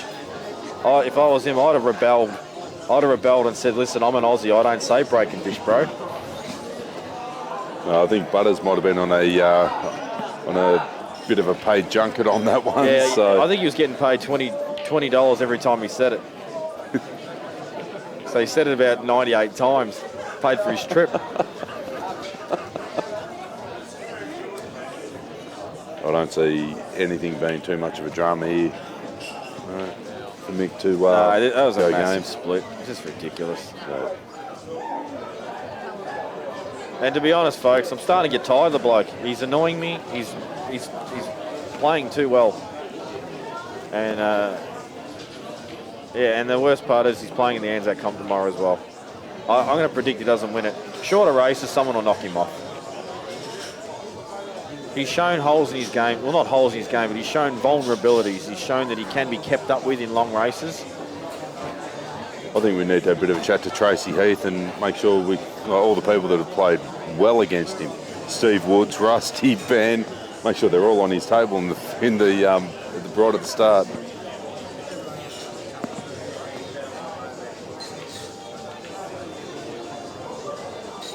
And just clinical here from Mick. Just going through the motions now. We'll go 8-3. That out probably took, I don't know, around a minute once he got down on his first shot. He almost had the Ben Noonan queuing going. Yeah, he's 1, not 2, further than a hell of a bang. lot. I've yet to see Dan do a premature score update. He will not put a score on the board until the black actually goes in the hole, no matter who it is. I want to see him do a premature scoreboard update one day and they miss. Oh, yeah? Oh, I haven't seen it. Dan's saying he has done that once, and I think the involved parties got rather aggressive about it, so Dan said, no, I'm never doing that again. Jamie, doesn't matter what you say, I am not doing it. Just put a 4 at Robbo's name right now. Just predict he's going to win this frame. Well, Mick's breaking. He's gone back to this 9-ball break again. He's obviously feeling it's more successful. And he's had the result again. Wow. Well, actually, it's not as good as the last break. No, it's not. The balls are open, but they're not. I know that sounds very Marc Robertson-ish, but no, they're open, but they're in a fair amount of traffic. Yeah, it's the opening pot. Yeah, it's certainly not a simple out from here. He's got to do a bit of Johnny Longhand here and stick his arm right out. I don't know where Johnny Longhand came up. I just said random stuff. Johnny Longhand? I don't know. I've got no idea. I'm getting tired. Yeah, it's been a big few days, that's for damn sure. I've just found out I've got to drive home tonight. If someone wants to feed me cats for me so I don't have to drive home, just in Ballarat, can you message me, please? You'd be doing me a massive favour. Just drive past, throw a fish over the fence, please. I can point you to a key.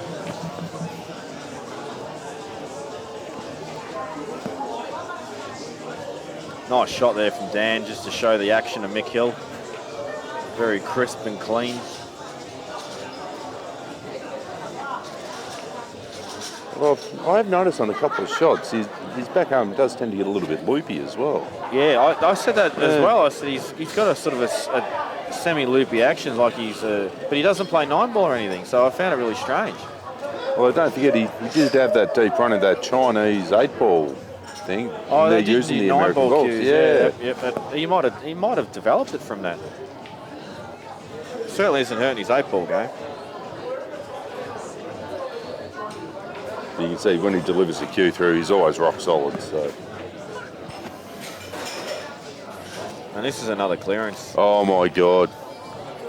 I thought Sahil, the good unit charmer, was going to come up and start saying all the wrong things. Yeah, no, he's not allowed in commentary. He's banned. Melissa Crawley's rescued us and dragged him away from the area. Look at that. That is perfection. Well, actually, would have liked to. Sorry, left-hand side of the white a touch more would have been absolute perfection, because then he wouldn't have had this little angle on the bug. He would have been dead straight. But who wants to argue? He's out. Doesn't matter. He goes 9-3. That is beautiful. It's poetry in motion. You know what? Really I'd be really interested. I'm not going to talk to Robbo straight after the match, because he's not one of the guys you approach straight after a match to have a bit of a post-mortem. He likes a bit of cool-down time. Oh, you can understand that. I mean, he's going to be disappointed with I will be interested. look, honestly, I can't see him come back to me. It's just too many breaks for Mick. He's running too many racks at the moment. Robbo's splitting them huge, and he's leaving Mick open. Like, it's just, it's just not going well for him at the moment. But yeah. I'd like to get Robbo's feelings and not only self-assessment, but just, what he felt that he learnt and all that sort of stuff. I know it sounds terrible I'm counting him out, but when you get this deficit, all I can think of is how many breaks a world champion has to just run 2 racks, and it's too many. Well, I'll tell you one thing he would have learned, certainly not to chop up against Mick Hill. No, well, look at this. He's open table again, because Robbo's just not potting a ball. At least this out's a little trickier. But straight away, Mick's going to come up, pot this, and try and come off the back rail. Oh, no, that angle's not there. Oh, he's run too far with the white. Oh, gives it the thumbs up. He's really happy with that shot.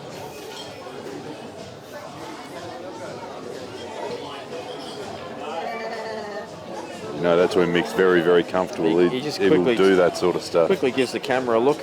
Normally when he does that, I'm going to do a ridiculous shot. Are you watching? So he'll just be looking at the table now and going, okay, what sort of bizarre exhibition shot can I pull out of my arsenal this time? Or he's just saying, how can I just stitch Robbo up so he can't pot out?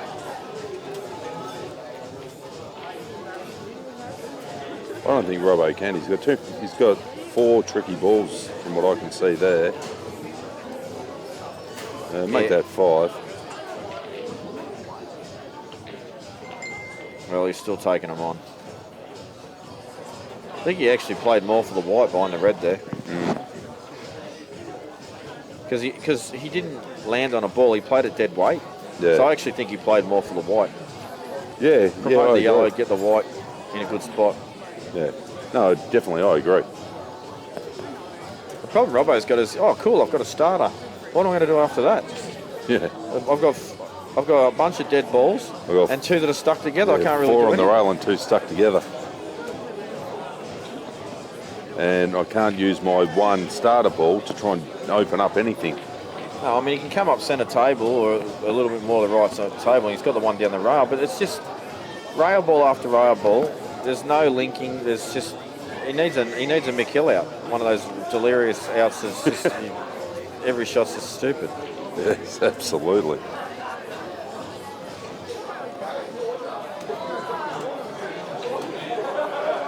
I actually don't even know what to do here if I'm Robbo. As far as He'll probably play this with top and try and just drift down the table, but he's really got no shot. The good thing is he has the red, the 2 yellows aside. Actually, you know what? I would have actually played for the red on the side run. I'll put it over the pocket. Yes, Mick would have kicked it straight out, but that's 1 bad balling play. And then I can start working again. That's a nice shot there from Robbo. Oh, I don't think he wanted that to drop, though. I think he was just hoping to put that really deep in that pocket. As you said, Mick probably would have cleared it straight away, but Yeah, I think he's more not happy with what he's left himself, which is basically is nothing.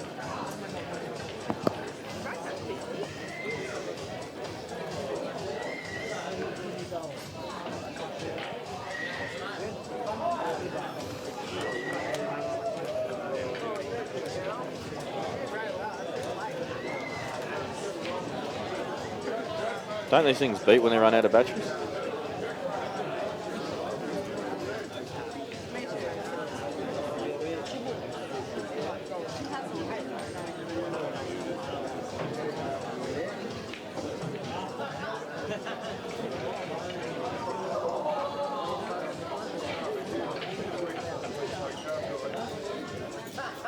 Nice shot there from Mick, just promoting the yellow.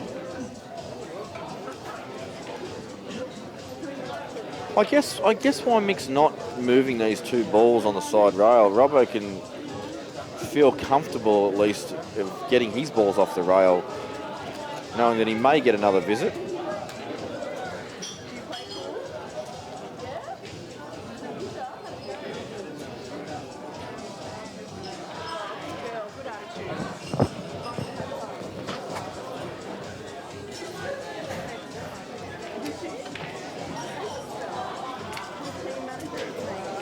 yeah, well, look, that is quite possible. But by the same token, he's also got a 9 frames to 3 lead, so I think he's feeling very, very at ease with this match. Robbo has just played an absolute monster rail shot there. And this is what I'm saying.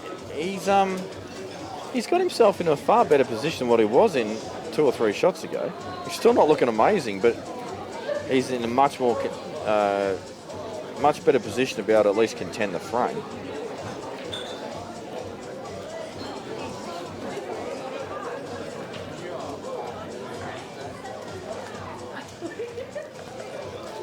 I think he's still left the doorway open there. I think if Mick wanted to, he could put the black in behind that red.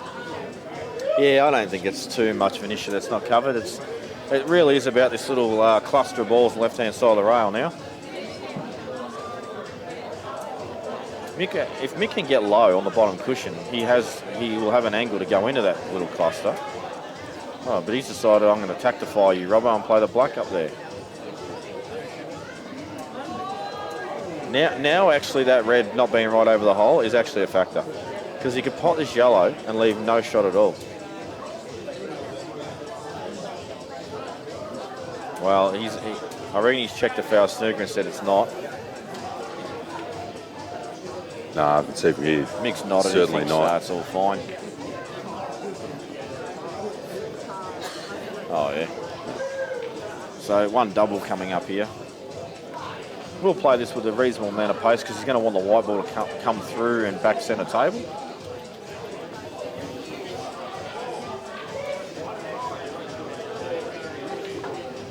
Actually, the white ball's not important because he's probably going to get the red off the side rail next shot if this double goes in.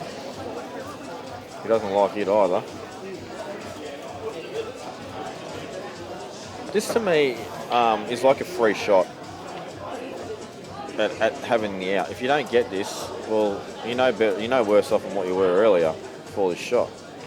Except for not having two, of course. But it's just, to me, it's just a chance to go out. And I'm just completely talking crap, sorry folks, because I thought he was on reds for some reason there. Just lost the plot there for a minute. And he's going to play one of those little 2 cushion snookers, is he? No, he's just going to promote one yellow. And brought it out into a position that he can use to play the dismount. Yep. And now Robbo's actually in a bit of trouble.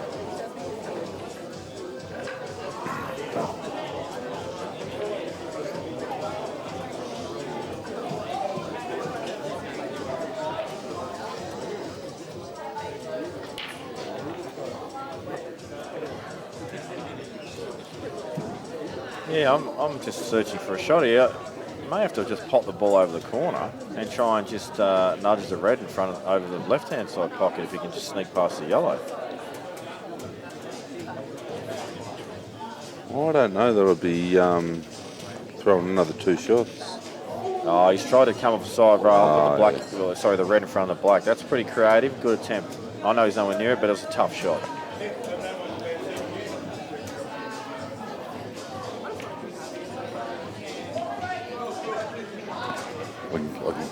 I can give him the headset if you want, Jamie. No, Sahil is not getting the headset. Well, it could be worse. We could give the headset to Mr. Ben Noonan. Actually, Benny doesn't do a bad job on commentary. Yeah, not when he's had about 1,400 scotches.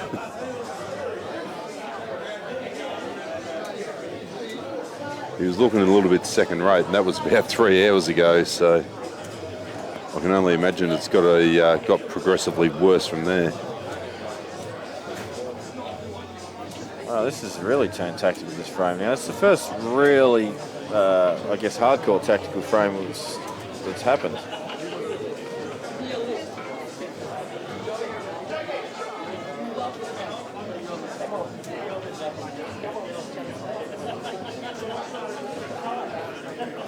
Just over in the crowd, we can just see Travis Martin almost sexually assaulting Rusty Wheeler. What's happening? Chooker's having a go at Rusty Wheeler over here, trying to kiss him on the forehead and all sorts of stuff. Yeah, Chooker's had a good weekend. He's had a couple of drinks, he's socialised, he's had some fun. He got run up to me last night out of Bullets Comp as well, so he got a few dollars under his belt.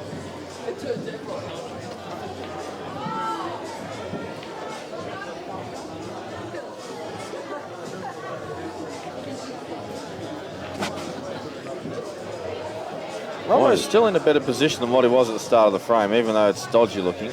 Still in a better position than what he was to begin with. I cannot see the shot here.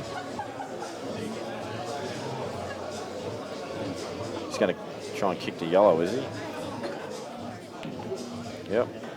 Don't mind that shot. Oh. How's the angle on this ball in the middle? Back rail and just move the black a little bit. Oh. Apparently no good because he's not playing it. He could have played it off that one. Just like that. Oh. That is not a crap shot, just so people know. Yeah, that's just slightly huge. Very well judged. Any harder, yellow goes in. Robbo's like, this is so gay. I can't catch a break here. Can this guy just hit one shot badly and let me in? Yeah, I think this red over the pocket, it's time for him to say nine eyes, get back up the table, put the red onto the yellows covering the black.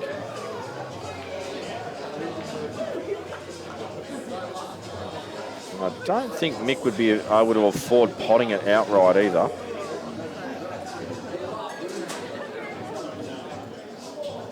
So here we go. This is a shot, I reckon.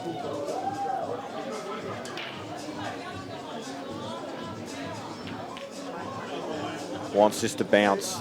Bounce, he says. That is perfect. You can actually leave the white ball hard up on the bottom rail now. Yeah. Must cover the black. Well played. That's a great shot. I was also deceived a little by the angle. He's actually really straight. I thought he had an angle going on the rail, but ideally, if the white ball's hard up on the back rail, that is your ultimate result. But as it stands, he's turned his frame around well. Isn't it amazing too how Mick Hill plays a really excellent shot, promotes the ball over the hole, and it actually turns out that he's no longer favourite. Yeah, it swings and roundabouts. I mean, both these guys, like Mick's definitely a world-class player, and in my eyes, Robbo is also. Right, he's a brilliant player.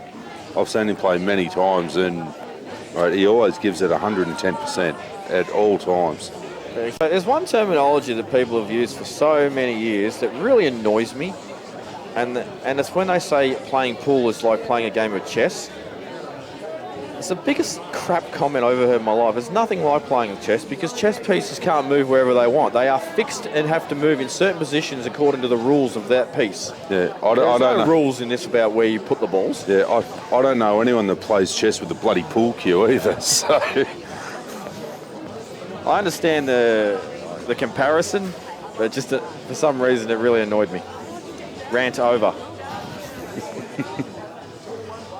Hey, Jamie, I'm very surprised you haven't ranted about your Tasmanian friends at all today. No, I ran into Sarge. He had a bit of a sook about me. But apparently that little that north-south thing has been over for a while now. I was going off old information. Wow, that is actually a very good shot, and also guaranteed this frame goes for a really long time. I might actually take this opportunity to duck outside for a quick smoke and be right for the last couple of frames. Yeah, this frame's not going anywhere in a hurry. This is going to be drawn out. It's going to take quite a while to sort out now. Basically, what Mick's done is he thought, you know what, I can't win. I'm going to smother the red, and I know that later on if I can get the white ball down there, I can get yellow on the black, kick them both out, and obviously hope for a little bit of luck.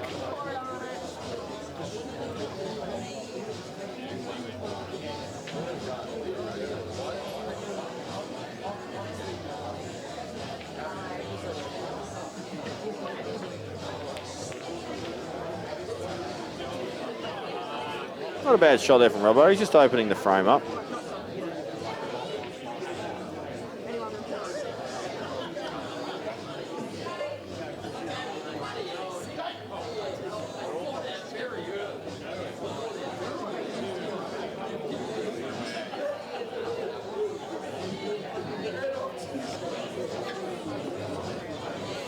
And as I expected, there's going to be a lot of decision making to go through, a lot of even trying to find a shot to play that's going to be of any advantage.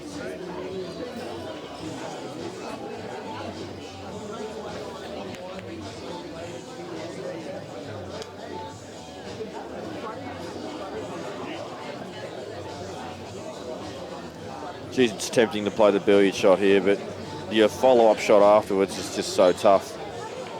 I think if you actually did play it and you pot the red with the yellow, I reckon that the black would still be on.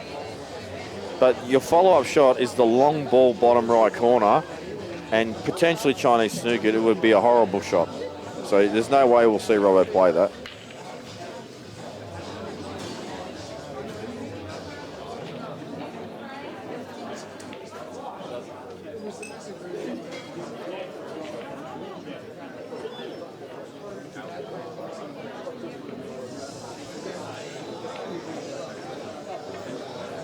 And just a quick shout out to all my Ballarat friends. I hate you all. None of you sent me a message offering to feed me cats, so now I've got to drive home tonight.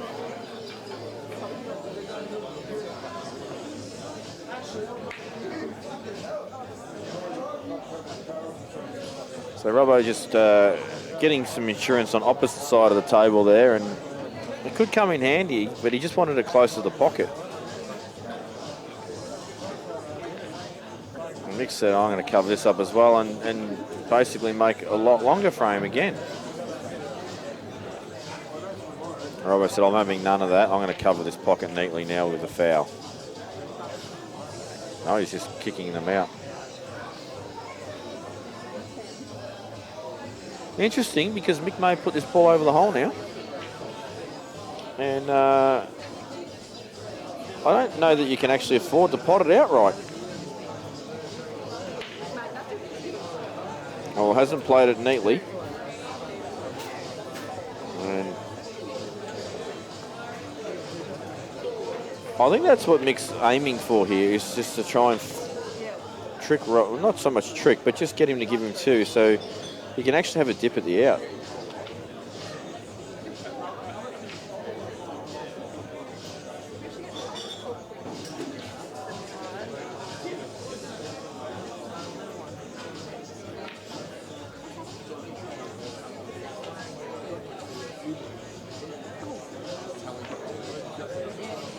Robbo may have spotted something to do with these balls, how we can maybe make them on.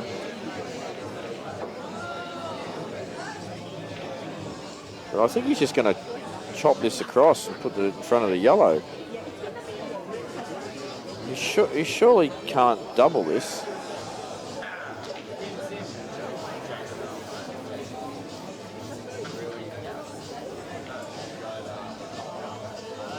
Not sure what he's doing here. Oh, he's popped the yellow. And he's actually, to me, it looks like he's left Mick the perfect angle. Just as if I wanted to play the kicker, that's pretty much where I'd put the white. Unless I'm reading this table wrong, to me it looks perfect there, but it might not be. Actually, the one thing that I didn't notice that you can see now from the angle that Dan's just given us is actually a far bigger gap between the yellow and the black. A bit trickier than I first thought. Mick may actually need to nudge it closer if he wants to get the dismount. Now I know why Robbo didn't leave it low, is because he didn't want to leave the back double on.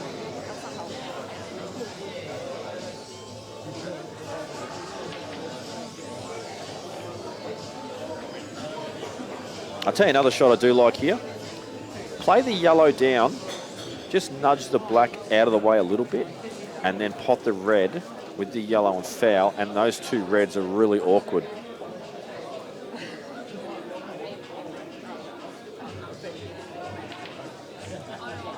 Actually, I think that's the shot. So I'm playing this down, offside cushion, just nudge the black a little bit, just so it's out of the way of the path for red, and then I'm going to foul and leave Robbo a really either awkward plant and not really a shot, to be honest. And he has to pot a ball first shot because the black will be covered by the yellow if you play it right. But Mick says no. He's going to play another double of the ball. When he's chopping it in, landing for the double himself. And, well, he's definitely landing on the double well. Might have wanted to be a little close to the back row just by his facial reaction. So he's looking at the dismount now. He's looking at playing the yellow on the opposite side to the double, kicking the black out and the yellow at the same time. This actually needs to be played very controlled.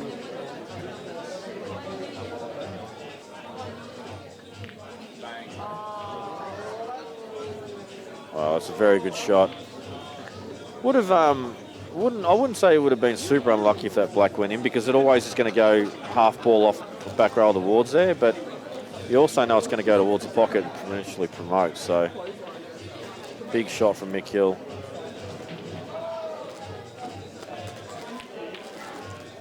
And I didn't like Robbo's shot, I have to be honest. I did not like the decision. I would have rather just chopped the red across and just played a bit of a pocket battle a little longer. Because if you actually take control of that pocket and leave the white ball hard in there, that shot that Mick had to play. So Robbo's just tapped the back of his cue there and made him foul and conceded the frame. So Hill goes to the hill, and I think it's his break as well. Yeah, what are you saying? It's Hill. Yep. Dan, I think you got the score wrong, mate. It's supposed to be 10-all, isn't it? If it's Hill. And I'm going to predict that he breaks and clears. He's and it'd be a fitting end to this match, actually, because I think even Robbo probably knows now he's done. I'll tell you what. He won't give up, but I think he knows. Tell you what, I'll put $5 on it that he doesn't break and clear. No, that's too risky. I'll see what odds Travis gives me.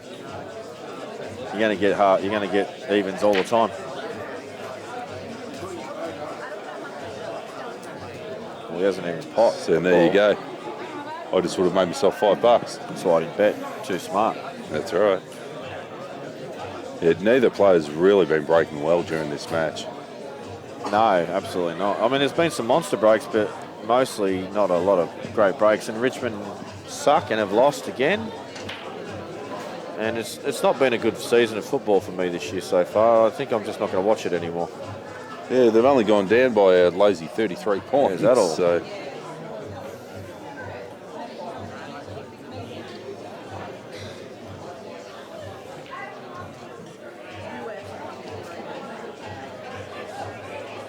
So all I'm going to say here is, Robbo, if you're going to pot out, do it fast. If you're going to chop up, do that fast. No, I'm tired. I'm done. Robbo's a good chance of going game here. Yeah, he should. I shouldn't say he should make this out. I think the yellow passes to just below the black to the right centre.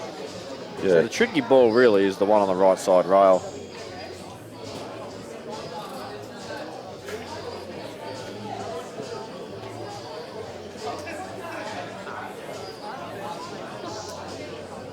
Actually, even this ball that's he's playing now, if he's off angle a little bit to play on the other yellow that's further down the table, could be a touch dodgy. Well, he's trying to play it off the red, just to create the angle he wanted with the white, and he's chopped it up. Oh.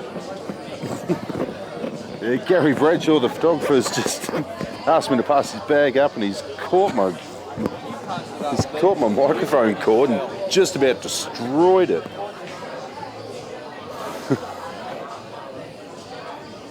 Will Mick fill a pot out at this visit? I think thankfully he hasn't taken any photos of me, because otherwise his nice expensive camera would have shattered.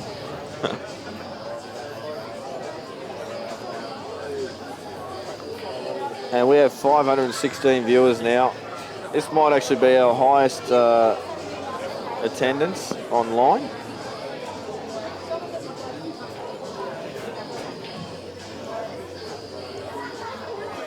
Assuming he's playing the double.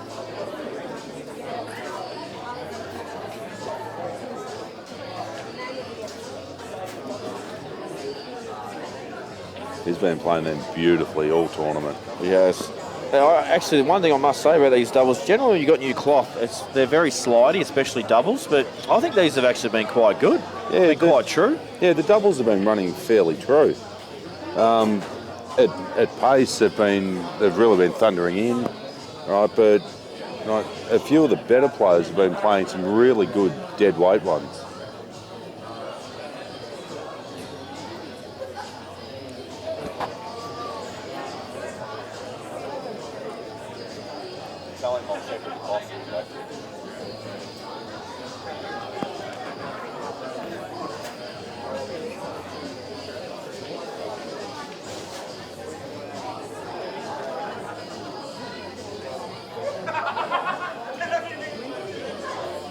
So he's looking to play this red inside the yellow. To me, it doesn't actually look on. To me, I feel like the red needs to be higher up. Maybe he's going to try and sneak behind it. Although this angle, he's got to screw off this.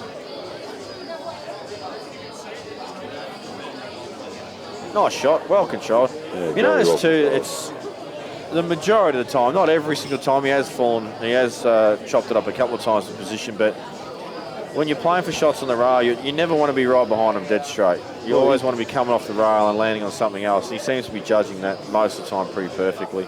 Yeah, he doesn't seem real impressed with the shot he played either. Maybe he's actually straighter than you think. I think he's just getting some airtime now. So he's looked at the camera. Yeah, look at me, I'm the best, I'm 10-3, yeah.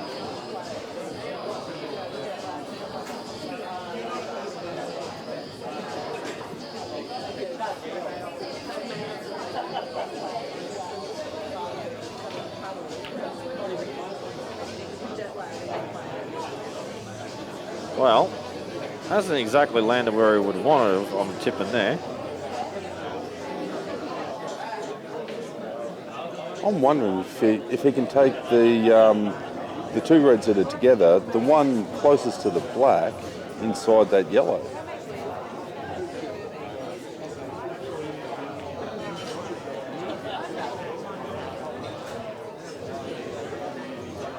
Obviously not. Chinese snooker has actually probably stopped him from potting out now. He's absolutely wild. He's 10-3 up. I actually got to crack up. If I land like that, I'm like, oh, that's a shit shot, you know. I'm not real happy with that position. But I'm 10-3 up, who cares? Play the Chinese snooker, have a dip. Now he's playing around for the cameras. And yeah, that's what I'm saying. He's getting some airtime now. so either side of it, no problem, just not there. I reckon Mick keeps a record, like a book of all his score lines, and if he loses more than 100 frames a month, he has to, I don't know, he has to go out to dinner with his mum or something. I don't know what the punishment is, but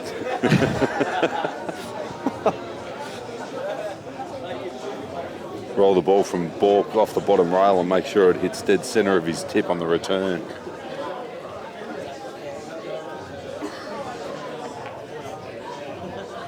Where's this other red gone? Nowhere. Robbo with an opportunity Come on, Robbo. And when you're 10-3 down, and you've presented with a tricky opening shot, everything's hard. Oh, absolutely. You want to try and make the best you can of yourself as you can for the tournament, but and Robbo's played absolutely brilliantly right through. I guess the two guys that didn't lose, they still had the double chance when it got to the semis, are in the final. So I think that's a just result, and it's just unfortunate that Robbo hasn't been, I shouldn't say he hasn't been able to give a good account of himself just yet, because he hasn't lost yet. He's still going. Yeah.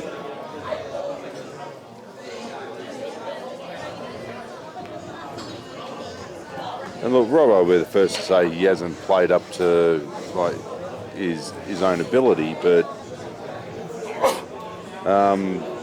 he's by no means disgraced himself. No, not at all. He's just making that one miss, and he's just getting a little outcrafted as well tactically. Even though he's probably playing some of the right shots, he's just, his opponent's playing really, really good extractions and outs and doing things neat and tidily. Oh, absolutely. And where he leaves, even when he misses the ball, where he's leaving his opponents, they've really got nothing. Yeah, often is the case. Short of the match he played against Steve Woods was just awesome. Absolutely awesome. Dan's just moved the camera and said, look, Mick's not getting enough airtime here with his... Here's a great look at his action. Yeah, this is a fantastic way to look at his action. You see how he's sort of up and down a little bit? He's got a bit of 9-ball going on there. He smashes that in. That's actually really unlucky. Oh, my God. There's an exhibition shot if you've ever wanted to see one. Yeah, and Robbo just says, ha, ha, ha. I get 2 shots. I actually wonder if we might actually see Robbo layer up a little bit now. He's too competitive. He'll want to run these balls as quickly as possible and try and keep momentum going.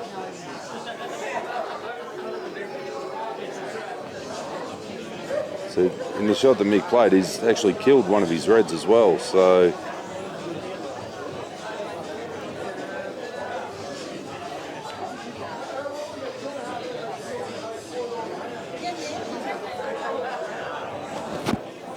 I'll tell you right now, if Rusty had that shot that Robbo just played then, he probably would have come off about 3 rails. Right, and sat to the right-hand side of these two. He'd be fat on the ball in the middle. That's perfect. So he pots this, runs through, pots the ball into the black, and then I don't need to tell you folks, the rest is pretty straightforward from there. Yeah, pot the yellow, pot the yellow, pot the yellow, and then pot the black. And 14 people went offline thinking that Mick Hill was going to win that last frame. Ha ha, you were wrong.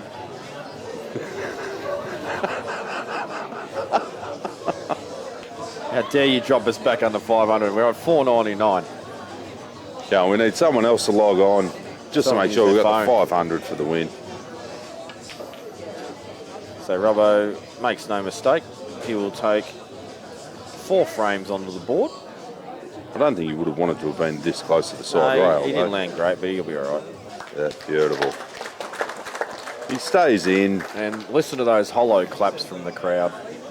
There was like he won a frame. I'll probably need to clap. He's Victorian. Well, Robbo's one of the nicest guys on the Australian pool circuit that you're going to meet. Right, he's always prepared to talk to anybody about pool and offer his advice and so on. Yeah, it's actually funny. Robbo is perceived by many as not like that at all, which I think is unfair on him. And if you are one of those people who think that you can't talk to Robbo or he's not approachable, how about just approach him and talk to him?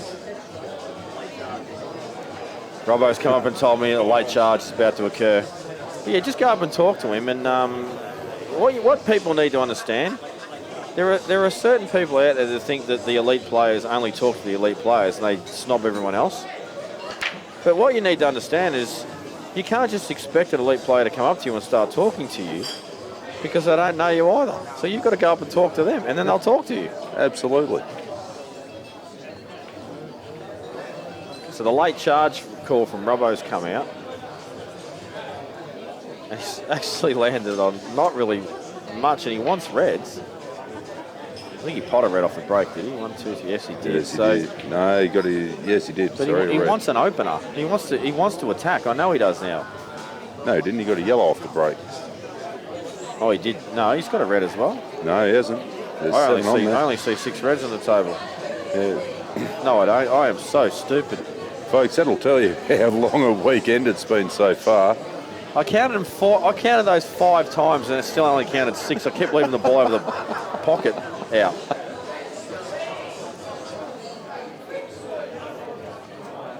I'm getting so tired. I'm making animal figures out of the colour of the balls. Oh. Please tell me the late charge has not just halted.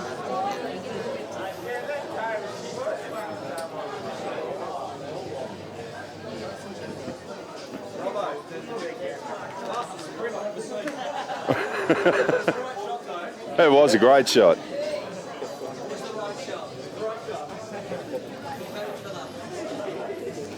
So I just let Robbo, it's the fastest sprint he's ever seen.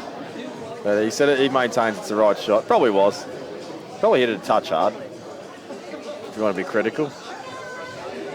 So Mick will take reds and go game, and this will be the end of the match in probably, I'd say, between 2 and 3 minutes. Dan, can we put a stopwatch up on this one? Sorry, bit too late. Ah, bugger. I think we must do that next time we're broadcasting a Ben Noonan match. Put a stopwatch on his frame, especially when he does a master break. Yeah, Dan actually has a timer thing, a clock thing that kicks over, because we went through a phase where we thought people were sooking about people taking too long and stuff, and so we started putting a clock on them just for our own interest. It was actually quite interesting to see.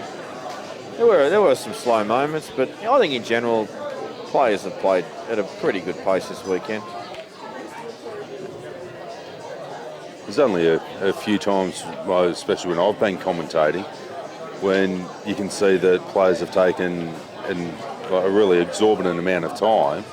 That's only because the shot that they had was a very tricky shot, and they really need to put a lot of thought into it. Exactly.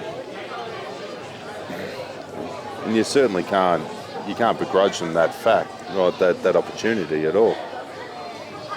And Mick Hill has chopped up unbelievably. He has just absolutely shocked himself with that shot. Robbo used to say, just bang the double in, pot the black long, I'll coach you.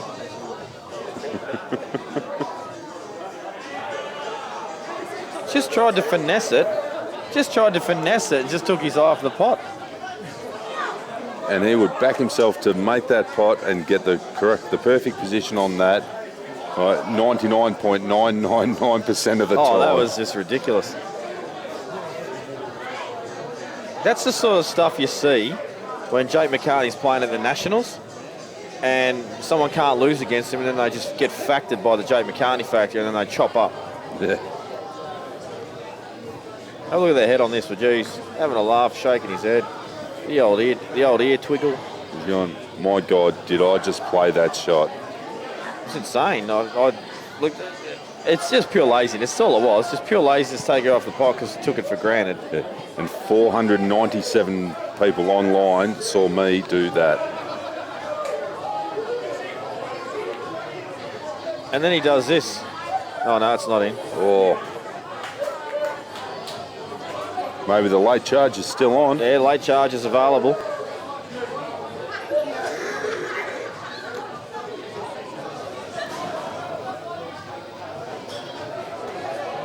Still a lot of work to do here for Robbo, though, if he wants to win this frame. I don't think he'll be doing it at this visit. He'll be looking for a snooker. And he's going to want to play in such a way where the single cushion escape's not available. It's too simple.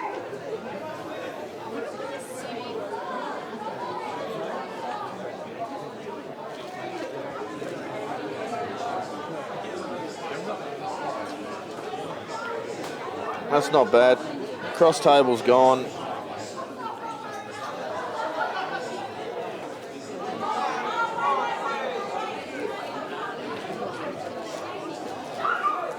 Mick might double the black to the red here. But he really leaves Robbo amongst his yellows, so it's...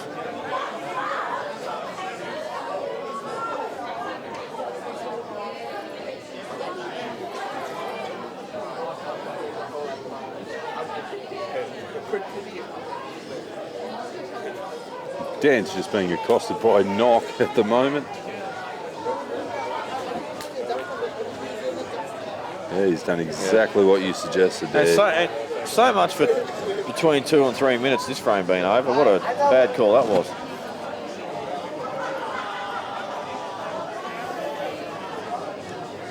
And he might have even left Robbo off a pot, opening pot. Not sure if this sneaks past or not. You can get to the yellow just above the black spot, and he can play the Jackie if that's the way he wanted to go. Oh, yeah, he can drive a truck through there. You reckon this is on? I reckon he'd already got down and played it. No, he can get the angle for the Jackie, not a problem. I reckon he's playing the pot just clean, is he? No, you're right. Played the Jackie. Yay! Another correct call for me. Well played, sir.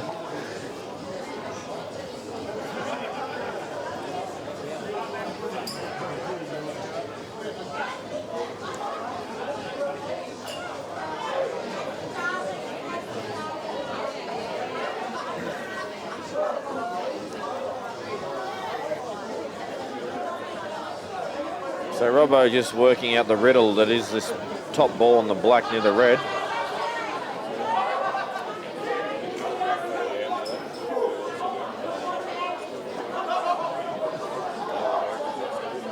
Oh yeah, so Mick Hill's just trying to make thousands because he's got the Anzac Day tournament tomorrow. He's actually heading to Darwin after that to play in the Darwin comp. Robbo looks like got a bit of a kick on that. That might be the first legit kick that I reckon I've seen. Can we get a replay on that, please, Dan? We think he actually did got a bit of a nasty kick there.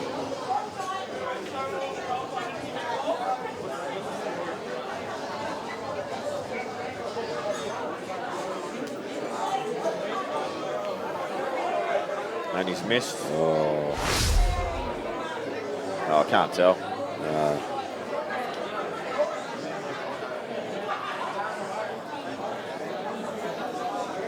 Well, this out's done now. He's going to be playing another snooker. Good thing for Robbo here is the black is in the path of the one cushion escape as well. So he can afford to just lay up here on this bottom ball.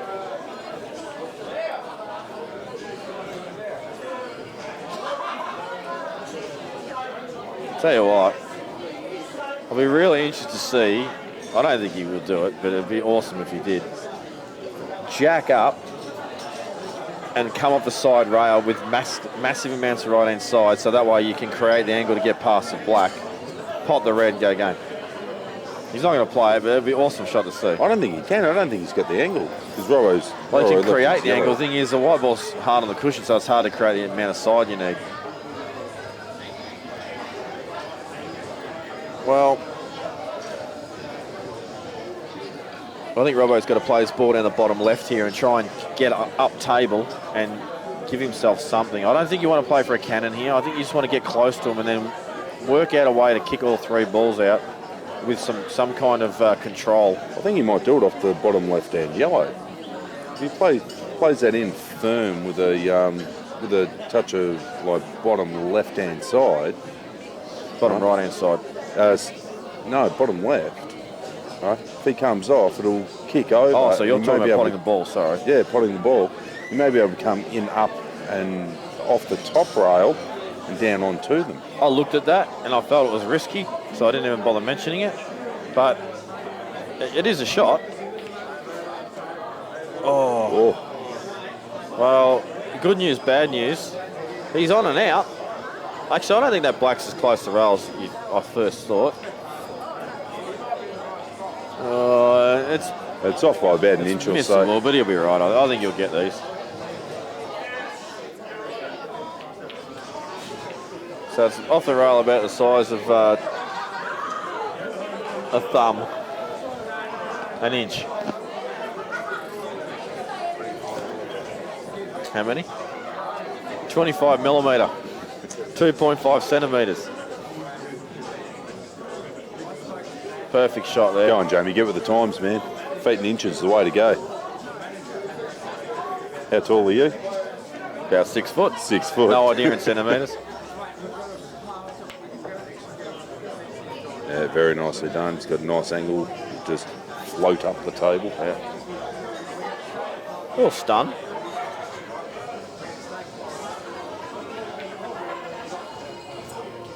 So the charge is still alive. I'm going to go and yell something to Rob after he pots this, providing he pots it. Yep. Oh, giddy up, son!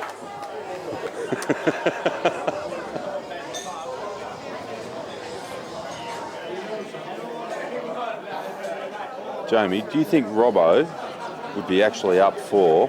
I will take my headset off, give it to him, and let him commentate his own frame. I think he would if there wasn't like 10 grand on it.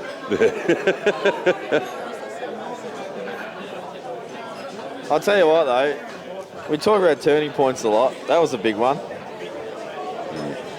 I still think Robbo's in trouble because Mick's got so many breaks, but look, 10-5 looked a lot better than 10-3, didn't it?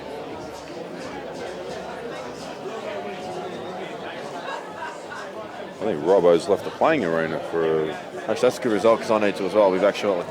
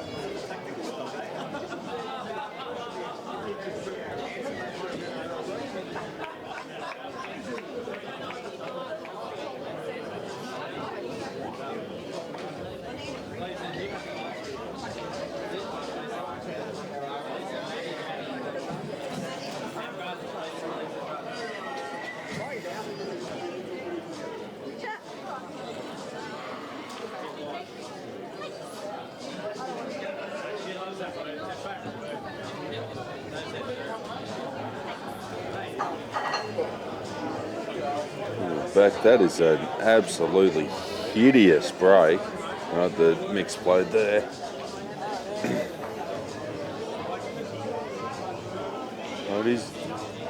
It's funny, the balls have been spreading really well and nothing's been dropping.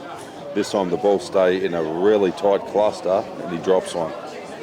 Right, there's really no rhyme nor reason to it.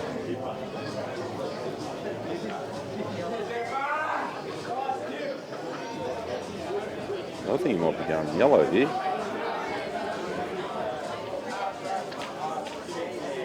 Yeah, yellow's in play.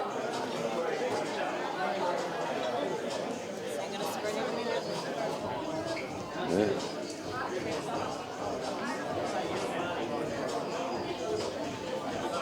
I think he might have a nice angle to split them open right now.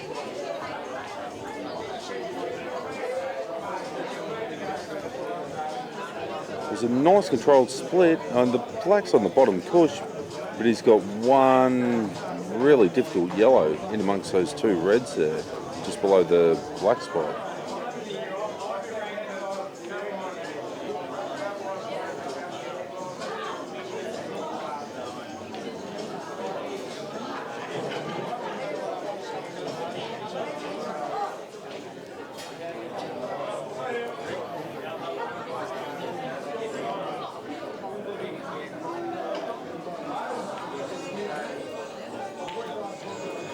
It's a very nicely controlled shot.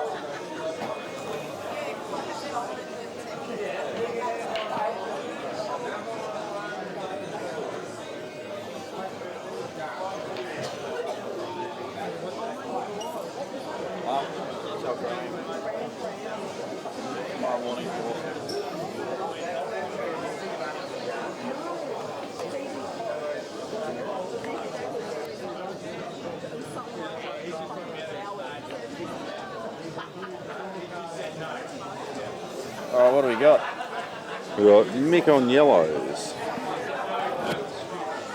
They're saying that they've been breaking the balls really big, right, all game, and nothing's been dropping. This one, there was a really tight cluster. Right, the balls didn't spread, and they did not split at all. And that is a great result. I'm pretty sure that yellow goes now. I think it does too.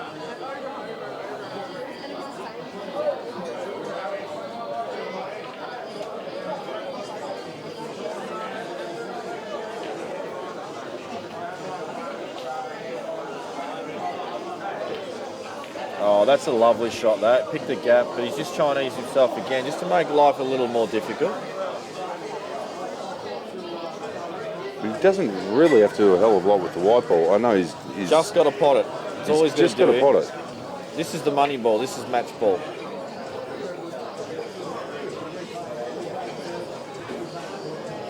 Last time we said that, he chopped up pretty hard. Well, that was ridiculous, that shot, but he'll make sure this time. I mean, this shot's just it's just missable in general. And he's missed it. He's having a little bit of trouble trying to get to that finish line, isn't he? He can't close it out. Robbo faced with another tough challenge.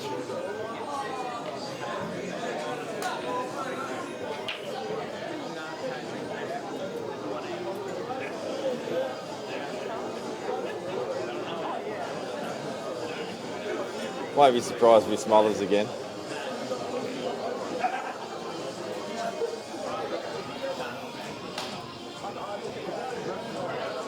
I don't think he can get his red in behind that yellow on the left-hand bottom corner either. And we're joined in the commentary by Melissa Crawley again. Who wants to do even more commentary? I'm pretty sure she wants to do commentary this time. I'm drunk, but not that drunk yet. It's she's saying she's not drunk enough yet, but she does have a gin and soda in her hand, so I reckon if we get her to scull, she might be a bit of a go to get on the commentary. No? I don't mind that shot from Robbo, but the problem is Yellow's just coming straight out and he's going to be back to where he was, but maybe even a worse position. So in hindsight, no, that shot was crap. It was a stay alive shot for another visit, so... You reckon he'll play the double off this one? Well, it's like a free shot, so yeah, I reckon he will. Position on his last yellow, even though it's in the kit, is not going to be the easiest to get onto either. If I'm Robbo here, I'm trying to figure out a way to either smother the yellow over the hole or smother the black.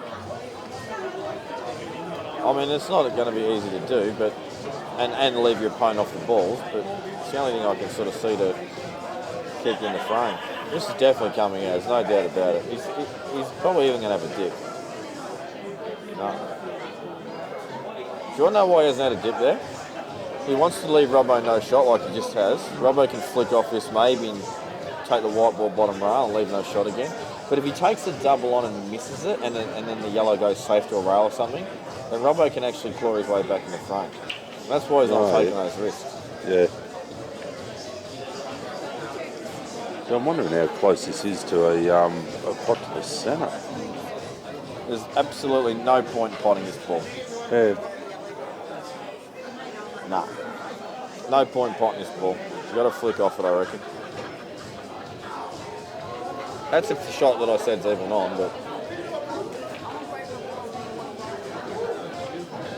He's looking at how if he could kill this red by potting the yellow in the middle, red in the middle, but to me it looks like he's hitting it right side and it might actually head towards the centre of the table.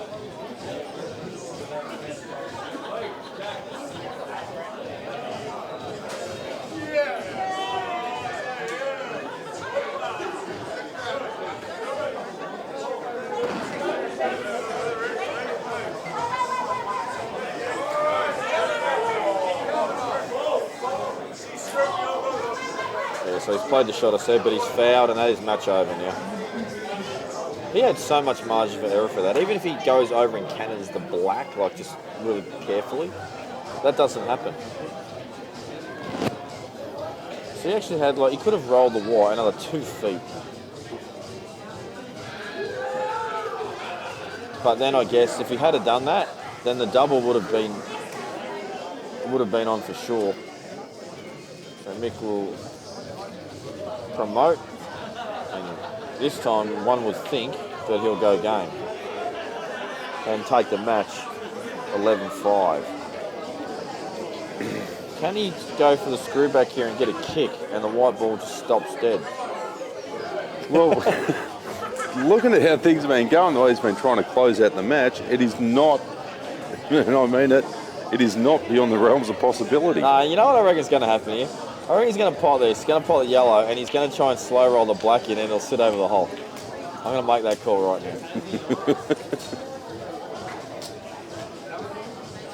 Well, I hope it doesn't. Mick's been the superior player in this match, and he most certainly deserves it. Actually, it's probably better it's like that. Yeah, I think he will pot this now. No, he's... I thought it was going to sit over. Congratulations, Mick L. Commiserations, Robbo. Valiant effort. And as I said, ladies and gentlemen, Mick Hill, he could not lose. So stay... they'll obviously just do a presentation now. If you want to stay on for that, feel free. I'm sure the numbers will drop shortly. But tomorrow, tune in. We have the Anzac tournament starting at 1:28. We'll work its way down, obviously, to 2 people left in the finals. You know the drill. We'll starts at about 10, but I'm not sure what time Dan's streaming, but he'll post a link anyway. And Graham, if you're still there, feed me cats in the morning, please. That'll be awesome in case you didn't see the message. See you later, guys. See you guys.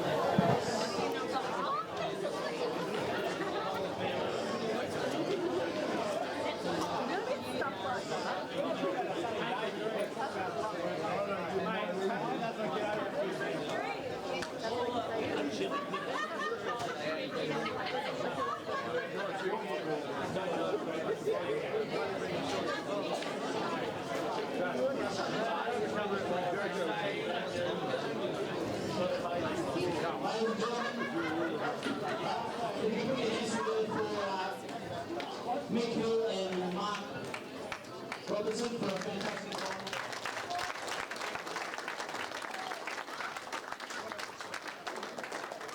Ladies and gentlemen, Patrick the world football, the number 1 player in the world is standing in our presence today because he's obviously the world champion. He's an exceptional player. He's come along to Big Guns in 2016. It's the first time he's played it. He's been challenged, he's been taken to the limit by Aramani, Steve Woods, Rusty Mueller. He's been taken to the limit and he's been challenged, and with Marc Robertson in the final, Australian players have proven that we can challenge the best, and he is the best, ladies and gentlemen. Ladies and gentlemen, the 2016 Big Guns champion, Mick Hill.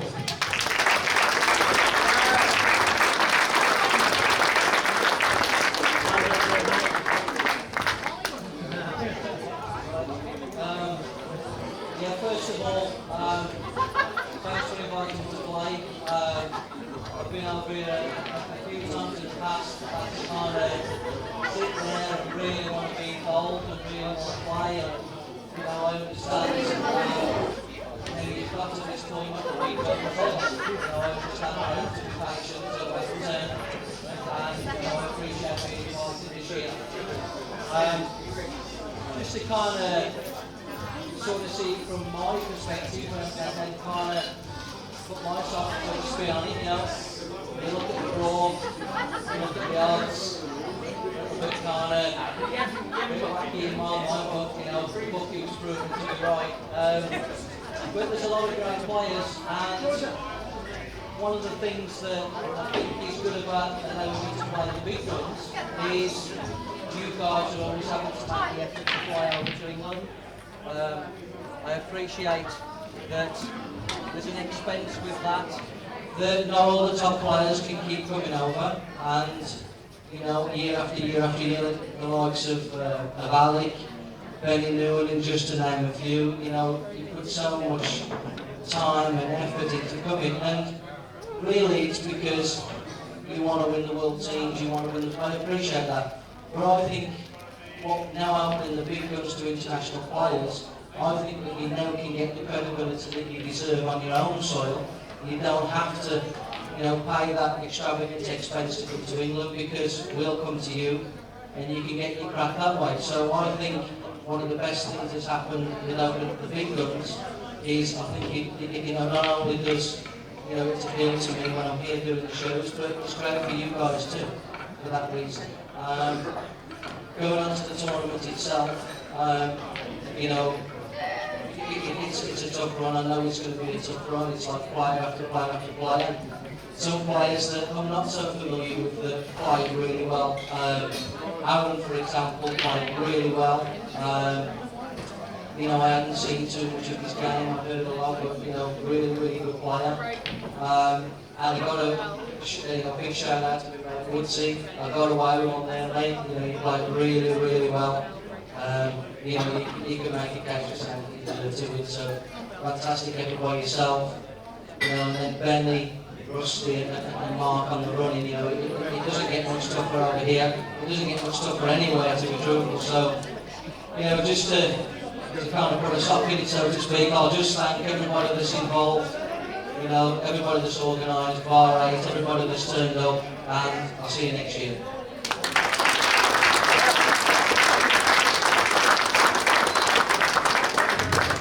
Thanks, Mick, and maybe a few words from Marc Robertson, the 2016 Big Guns runner-up. Well, a bit disappointed with how I played in the final. I was hoping to replicate the form I played throughout the tournament. I wasn't expecting to play well, I was just hoping to keep that form up. I felt comfortable out there, but I just couldn't execute what I wanted, and it's completely different by playing in this final against Mick. We're all going to have our cracks at beating him, you know, this tournament over the years. But to play him in the final, I thought was a potential once-in-a-lifetime opportunity. Mick, you go around the world playing tournaments all like this, right in the centre. But for me personally, this was a really, really big chance. Unfortunately, I didn't step up like a few of the other boys did. You see the last couple of frames. So a bit disappointed with that, but I thought the tournament ran fantastic. There was no midnight finishes or anything like that. Everything ran scheduled. All the tables played great. Yeah, everything's spot on, other than only 2 minutes in my name. So yeah, good stuff. Let's see next year. Thanks.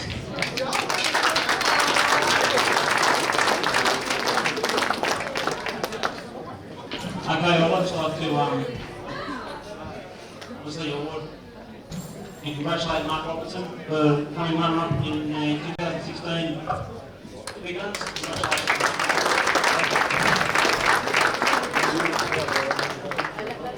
And of course, the inclusion of the Mick, the current world champion in our event this year, has certainly raised the profile of the event. We had a lot of our stars in Australian Oval very much aware of his presence in this year's event a long way out, and they targeted him and they wanted him.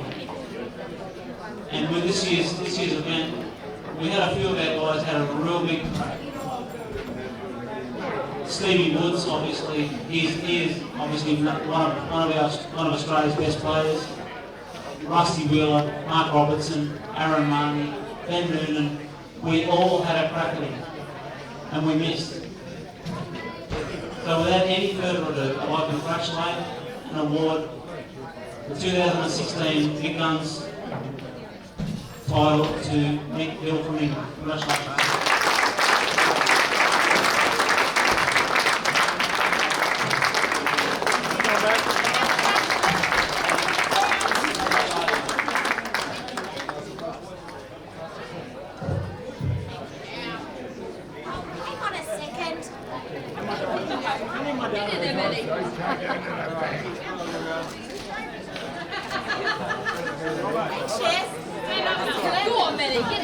think it's a trophy.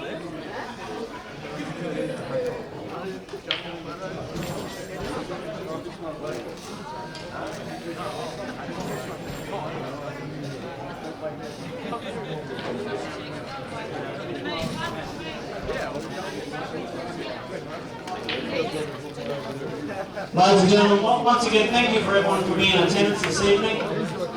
It's a great atmosphere. The players really enjoyed it, and we had world-class A-ball played with world-class players. And thank you for everyone being in attendance. Thank you for all the players who participated in the Big Guns 2016. We're happy to see you all again next year. Congratulations to Mick and Marc Robertson on the final. And thank you very much for attending. Thank you very much.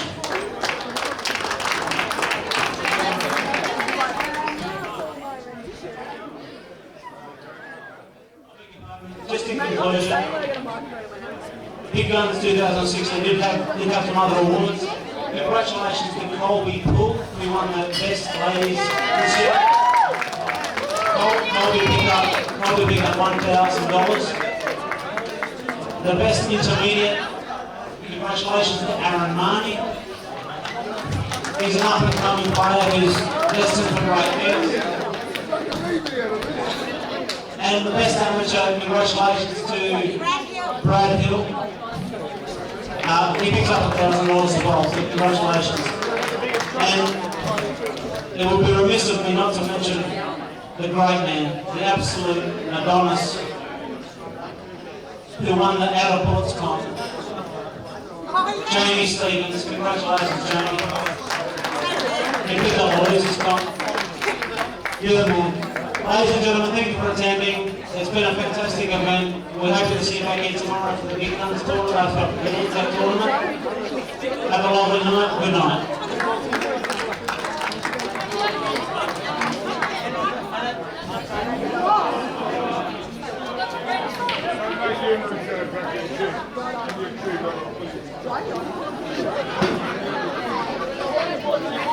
China.